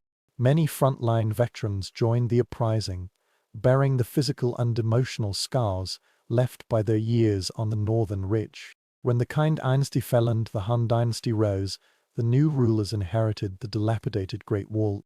They did not give it up but chose to rebuild and expand it, recognizing its strategic value. However, unlike China, the Han dynasty combined diplomacy with military force, formed alliances with some nomadic ethnic groups, and strengthened the defense of vulnerable areas at the same time. The Great Wall, once a symbol of Emperor Qin Shi Huang's obsession, now has a more practical purpose, a boundary for management, rather than an insurmountable barrier. However, the The heritage of the Great Wall of China remains beyond doubt. In folk tales and songs, it is famous for the fact that 10,000 men died here. There, the earth buries the bones of the forgotten. Archaeologists later discovered tombs near the ancient site, confirming what the workers had been muttering all along. This wall can not only repel the enemy, but also quickly consume lives. Even today, there are still stories of ghosts wandering on the ancient city walls, the echoes of those who have never returned home. Although its origin was cruel, it influenced China's defense strategy for several centuries and eventually inspired the more famous architecture that we now associate with the Great Wall. Without China, there would be no huge stone walls winding along the mountain peaks, no towering watchers reaching into the clouds, and no immortal witnesses of human endurance. Finally, the Qin Wall becomes a paradox, a masterpiece built out of suffering, a shield forged from suffering, reminding people that even the greatest monuments have shadows. This wall survived, but their story was buried within it, silent, unmarked, eternal. Long before the roar of modern crowds and the brilliance of international sports venues emerged, Olympic Games were born in a quiet and fertile valley west of Perpignan. Olympia was neither a prosperous city nor a political power. This is a refuge, an ancient little forest, where the Greeks believed in the existence of deities wandering among the rustling leaves. Here, among wild olive trees, marble altars and incense burning, the earliest foundation of the Olympic Games was formed. It was later named the First Olympic Games in 776 BC, but the fact is much earlier. No one can tell when the Greeks first gathered together to commemorate Zeus. Through sports competitions, myths offer competing stories. Some people claim that Hercules, that just completed his legendary mission and held the competition to thank Zeus for giving him strength. Others, however, insist that Pelops was a hero whose chariot victory won him a kingdom and that he erected these statues to commemorate his sacred victory.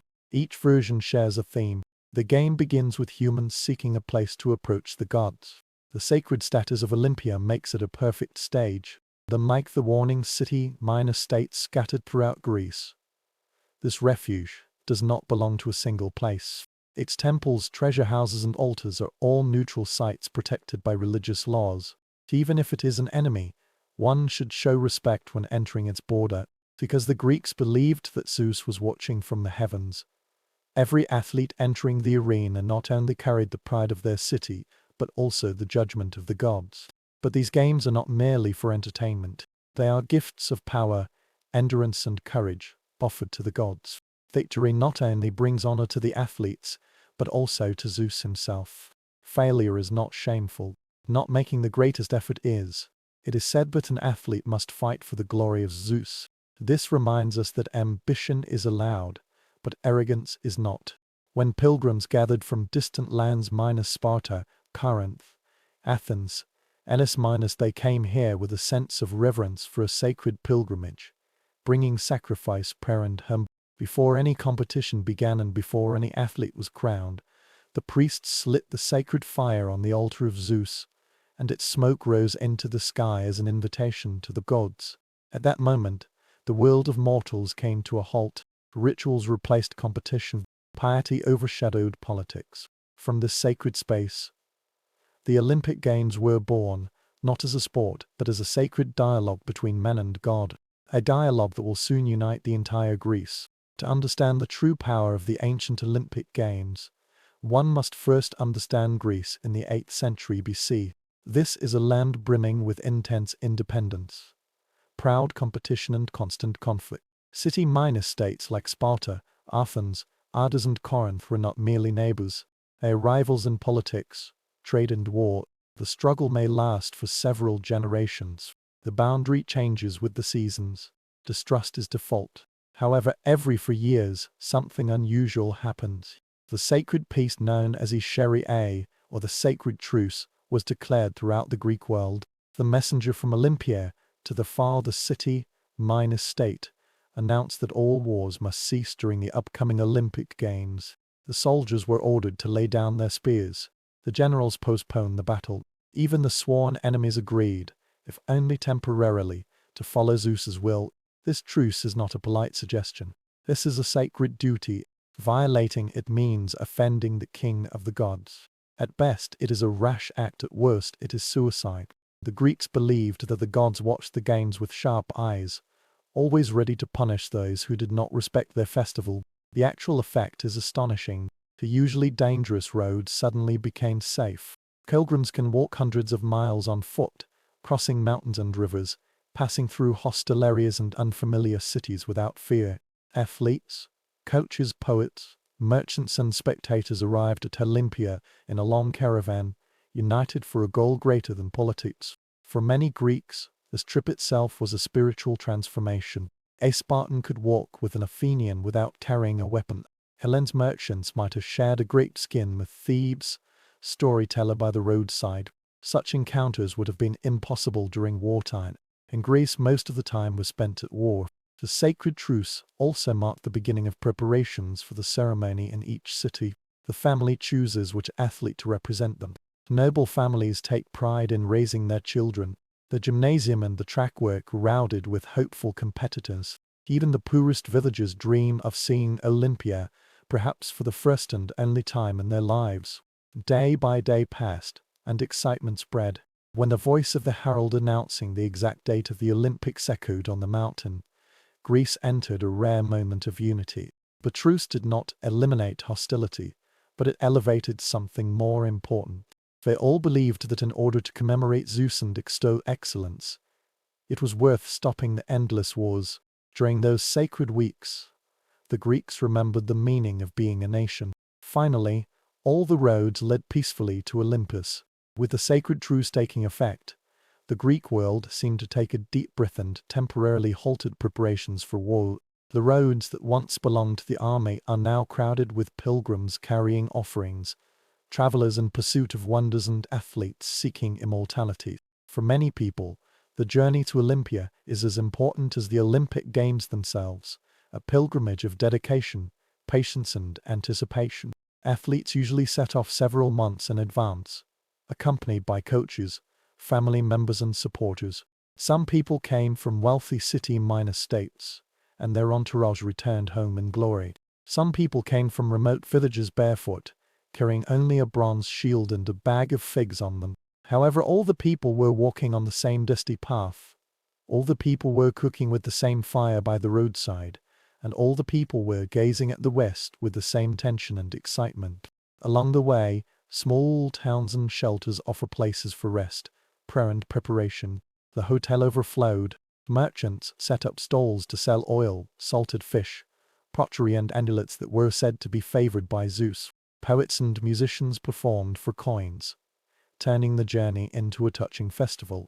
Even storytellers gathered in the crowd, recounting the victories of legendary athletes who lifted bulls, ran past horses, or worked round 3, 4 or even 5 times. For the pilgrimage is more than just a festival. This is a test. Athletes must abide by strict moral and physical discipline on the road. They train in the morning, not eating too much food or alcohol, and sleep on hard ground to regulate their bodies. They avoid impurity, pray every day, and do not treat the trip as a vacation, but as the beginning of a competition. The closer they got to Olympia, the more devout the atmosphere became. The traveler crossed the river regarded as sacred, passed by the temples of Hermes and Apollo, and walked under the towering oak trees, which were said to be whispering oracles. The scenery itself seemed to have already prepared it for them to embrace everything that was to come. After a long march, the traveler finally reached the Alps. A scent of incense wafts through the air in the sacred forest, where there are temples, treasure houses, altars and statues. The priests guarded the sacred fire, and at the very top was the huge temple of Zeus, whose gable walls sparkled in the sunlight. Even the bravest athletes were awed by its presence. For many pilgrims, stepping into Olympia was like completely leaving the mundane world. There, the gods watch over you from every shadow. Here, people look forward to the greatest human capabilities, not exceptions. A place where a legend was born, long before individual athletes step onto the track or wrestlers assume their positions. The ancient Olympic Games began with rituals. Solemn and magnificent, it is deeply rooted in the relationship between the Greeks and the gods. For the Greeks, sports competitions were meaningless unless they were for the worship of deities. Zeus, the king of Olympus, demanded perfection. The day before the official opening of the Olympic Games, altars turned into a huge ritual theater. Thousands upon thousands of people gathered around Zeus's great altar, a towering heap of ashes made up of burnt offerings over centuries. The priests in white robes walked with well-minus proportioned steps. Their voices rose in the hymn, older than any recorded Olympic Games. The air was filled with the scents of olive branches, incense and freshly slaughtered animals, their smoke curling up into the sky. The athletes participated in the sacred oath, minus-taking ceremony, in the bulletin hall of the Parliament Hall. They stood before the statue of Zeus, vowing to abide by the competition rules, compete honorably untrained strictly within the stipulated 10 months. Breaking one's oath will not only invite punishment from officials, but also the wrath of God. In the presence of Zeus's steely gaze, no one dares to lie. Parents in the audience also paid their respects. Small bronze statues, coins, olive garlands and textiles. These are all prayers expressing gratitude or despair. Her father might sacrifice a goat, hoping that his son will return victorious. Pilgrims might bring a simple barley cake as an offering, plainly asking for a safe return home. The value of a gift is more important than the sincerity behind it. The most dramatic ceremony was the bull offering, where 100 cows were presented to Zeus. When each animal falls, its blood is soaked in the sacred land, symbolizing purification and reverence. Find the best meat and offer it to God. The rest will be provided for thousands of people at a grand public feast that follows. During the shared dinner, the hostility eased. The athletes who were about to compete in the stadium sat side by side, savoring the same sacred food. The musicians play the flute. Poets recited hymns in praise of Zeus, the hero, and the Olympic champions of all previous years. The children were running around in the crowd, with olive leaves from the holy grove. Even the wind seemed to have quieted down, as if the entire world had paused, waiting for the ceremony to settle on this land. Finally, when the sacrifice is accepted and Zeus is revered, can the competition begin. For without the blessing of the Father of the gods, any victory is meaningless. Without ceremonies, the Olympic Games would not be a competition. They are blaspheming the gods. With the completion of the ceremony, Zeus received the respect he deserved, and the Olympias sanctuary transformed from a solemn temple into the center of the greatest festival in the Greek world. The first official moment of the Olympic Games was the opening ceremony parade, which fully demonstrated the spirited unity that the Olympic Games should embody. At dawn, a honk of horns echoed across the plateau, bouncing on the marble pillars and rustling in the sacred woods. Athletes, referees, officials and messengers gathered at the entrance of the temple, each representing a different city minor state and each shouldering the pride of their motherland. Although Greece is a country pieced together by independent and often hostile policies, the parade presented a scene of unity. Leading the way are Hellenodiakai, who were the referees of the competition. They were selected from Elis City, and after months of training, they learned the rules, rituals and the manners that Olympic officials should have. They were dressed in flowing robes and walked with great solemnity, for their authority does not come from the law, but from Zeus himself. Behind them were the athletes, moving in unison, their bodies smeared with grease, and their muscles shining brightly after months of arduous training. Some people have the stocky build of Spartans and have been tempered by disciplines since childhood. Others, with the pride and elegance of Athenian athletes, train on the gymnastics field, filled with philosophers and poets. Some people also come from distant colonies, Greater Grecia in Italy, Ionia on the coast of Asia Minor, and even Cyrene in North Africa. When they paraded together, it extended to the sanctuary like a living tapestry of Greek identity. For accompanying the athletes were ambassadors, musicians, pastors, and representatives from various cities. Many people brought offerings, magnificent bronze tripods, carved wooden statues, or tributes dedicated to Zeus and Hera. With the chanting and singing of the parade, reverence and celebration interwove. The parade wound its way through temples and vaults, and finally entered the stadium, a slender bowl carved into the landscape. There are no seats, The audience were either standing or squatting on the grassy embankment, with thousands of people huddled side by side. When the athletes entered the stadium, thunderous cheers broke out among the audience and the whole of Greece sent out thunderous greetings.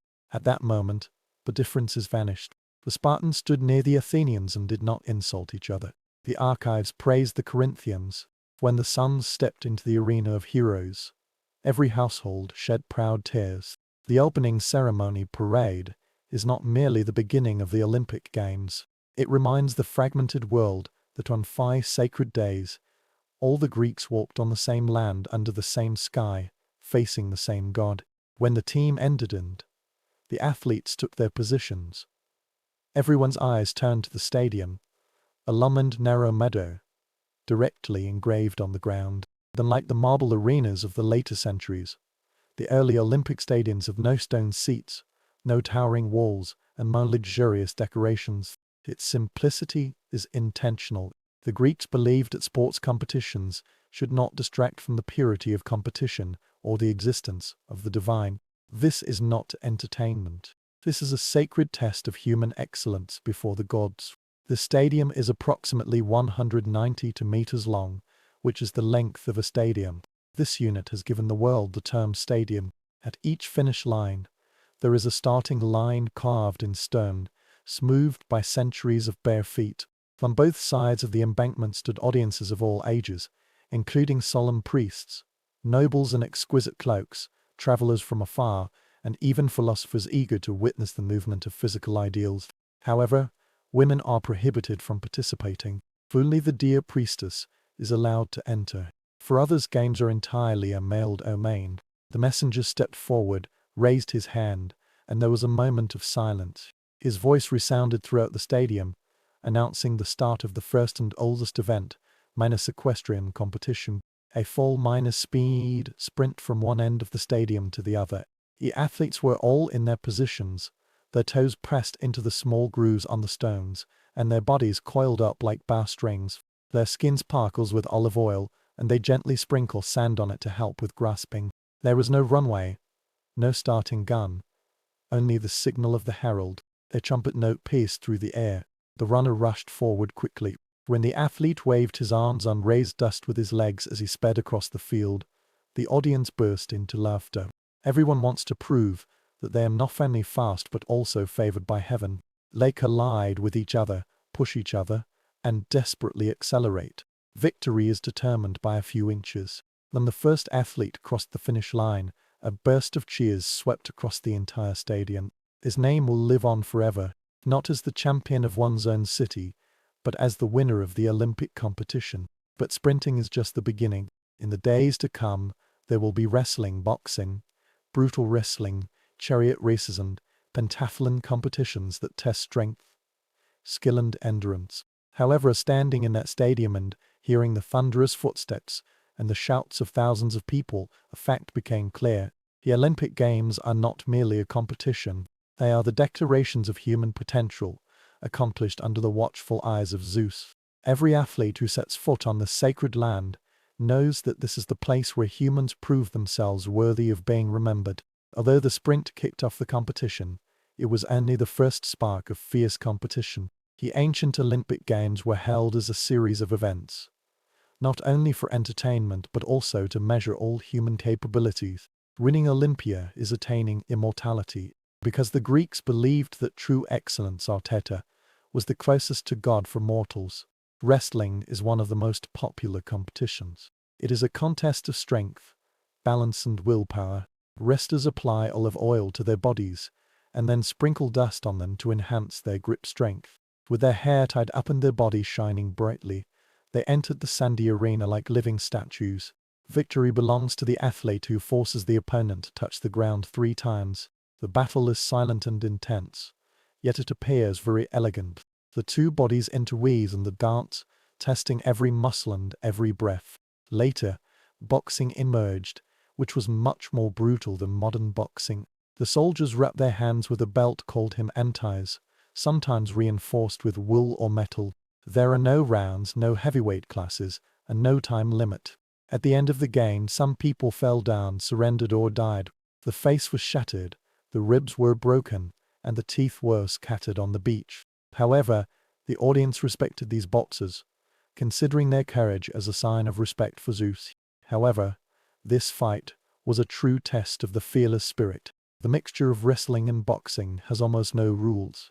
It allows kicking, grasping, choking, throwing, unjoined, locking. Only biting and gouging eyes are prohibited, although desperate athletes sometimes still attempt to do so. The victor of the pancrase was hailed as the strongest and most invincible warrior in Greece. Olympic athletes who win in this event often become the commanders of their armies or legendary figures in their respective cities. The pentathlon events include discus throw, javelin throw, long jump, sprint and wrestling. Pentathlon athletes are admired for their speed, agility and precise balance. Watching the arc of the discus streaking through the air or the whistle of the javelin passing through the field is like witnessing mastery in sports. It reminds people that the Olympic Games celebrate both strength and duty. Then, the equestrian competition is not held in a stadium, but in a huge racecourse. Tank racing is chaotic, violent and exciting. Horses collided, chariots capsized, and a sandstorm swallowed up the entire convoy. But the victory brought great glory, not for the drivers, but for the wealthy bosses of the sponsoring teams. Every event at Olympia showcases a different aspect of human excellence. Some people demonstrated precision, some demonstrated courage, and some demonstrated pure endurance. But they all paid tribute to the gods in their own ways. Prove that ordinary people can shine brightly, even if it's just for a brief moment, under the sun. Victory in the ancient Olympic Games was not determined by medals, nor by the national anthem, nor by the podium.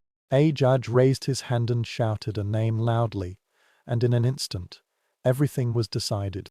With this declaration, an athlete embarked on immortality. The winner was summoned to the temple of Zeus, where the air was filled with heavy incense and the echoes of hymns. Before the priests, judges and thousands of spectators, every victor was bare-chested, scarred and exhausted, but still radiating the light of victory. There were signs of battle on his body, his scratches from wrestling, the swollen knuckles from boxing. The dust and sweat on his skin have all dried up, but none of these have diminished his glory.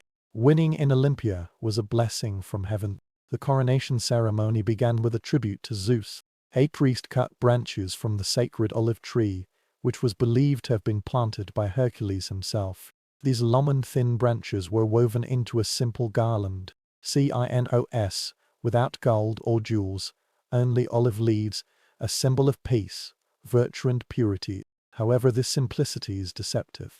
Its wreath is heavier than any treasure. He declared to the entire Greece that the victors had achieved an accomplishment and reached the highest standard of excellence. His name will live on forever.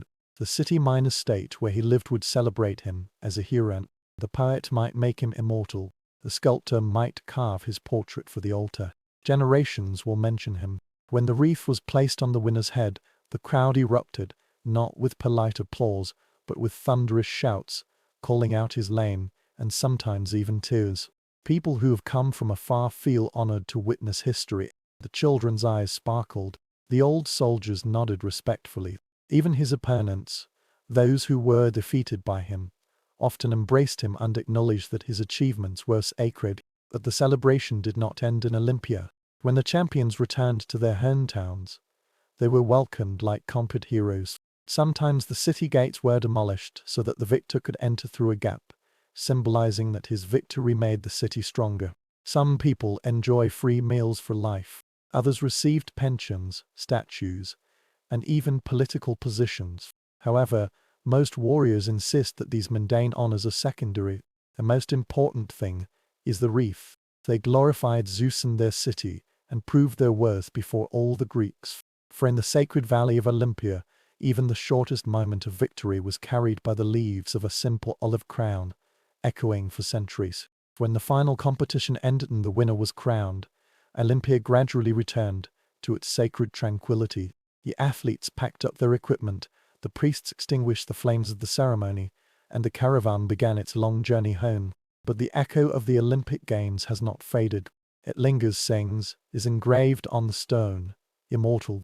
Olympia, held every 4 years, is more than just a festival. It is a powerful cultural engine, capable of transcending kingdoms, wars and changing civilizations.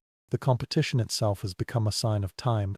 The Greeks did not measure history by dynasties or conquests, but by the Olympic Games. The Olympic Games, with a 4-year cycle, bound the Greek world to a common timeline. Victory at the Olympic Games is not merely a sports achievement. This is a moment engraved in the entire calendar of civilization. Cities boast of their warriors just as other cities boast of their walls or temples. Just one victory in Olympia can make an insignificant team famous overnight. However, what truly makes the Olympic Games enduring is their spirit of unity. Every 4 years, the opponent would become a pilgrim and the enemy a bystander. The Greeks would briefly, but powerfully remember that it was a cultural family bound together by language, religion and tradition. Even during the centuries when politics tore the region apart, the Olympics kept the idea of a common Greek identity alive. Philosophers, playwrights and historians all praise the Games as the rite's purest expression. Pursue excellence in the body, mind and soul. Centuries have passed and the festival has expanded. New events have been added. A new temple was built. Artists, poets and sculptors came to Olympia one after another to display their works. The winners asked for statues to be erected for them. Some stood proudly, while others depicted the exact postures of winning or competing. For many viewers, walking in Olympia is like strolling through a living gallery of legends. But nothing is eternal. When Rome finally conquered Greece, the game continued, but gradually changed. Roman emperors competed for honor. Wealth conceals purity. Ultimately, in the 4th century AD, the Christian Roman Empire and pagan festivals, Olympia fell silent. The temple collapsed. The sacred flame has gone out. However, memories never fade away. Centuries later, when modern nations sought symbols of peaceful competition and shared humanity, they turned their attention to Olympia.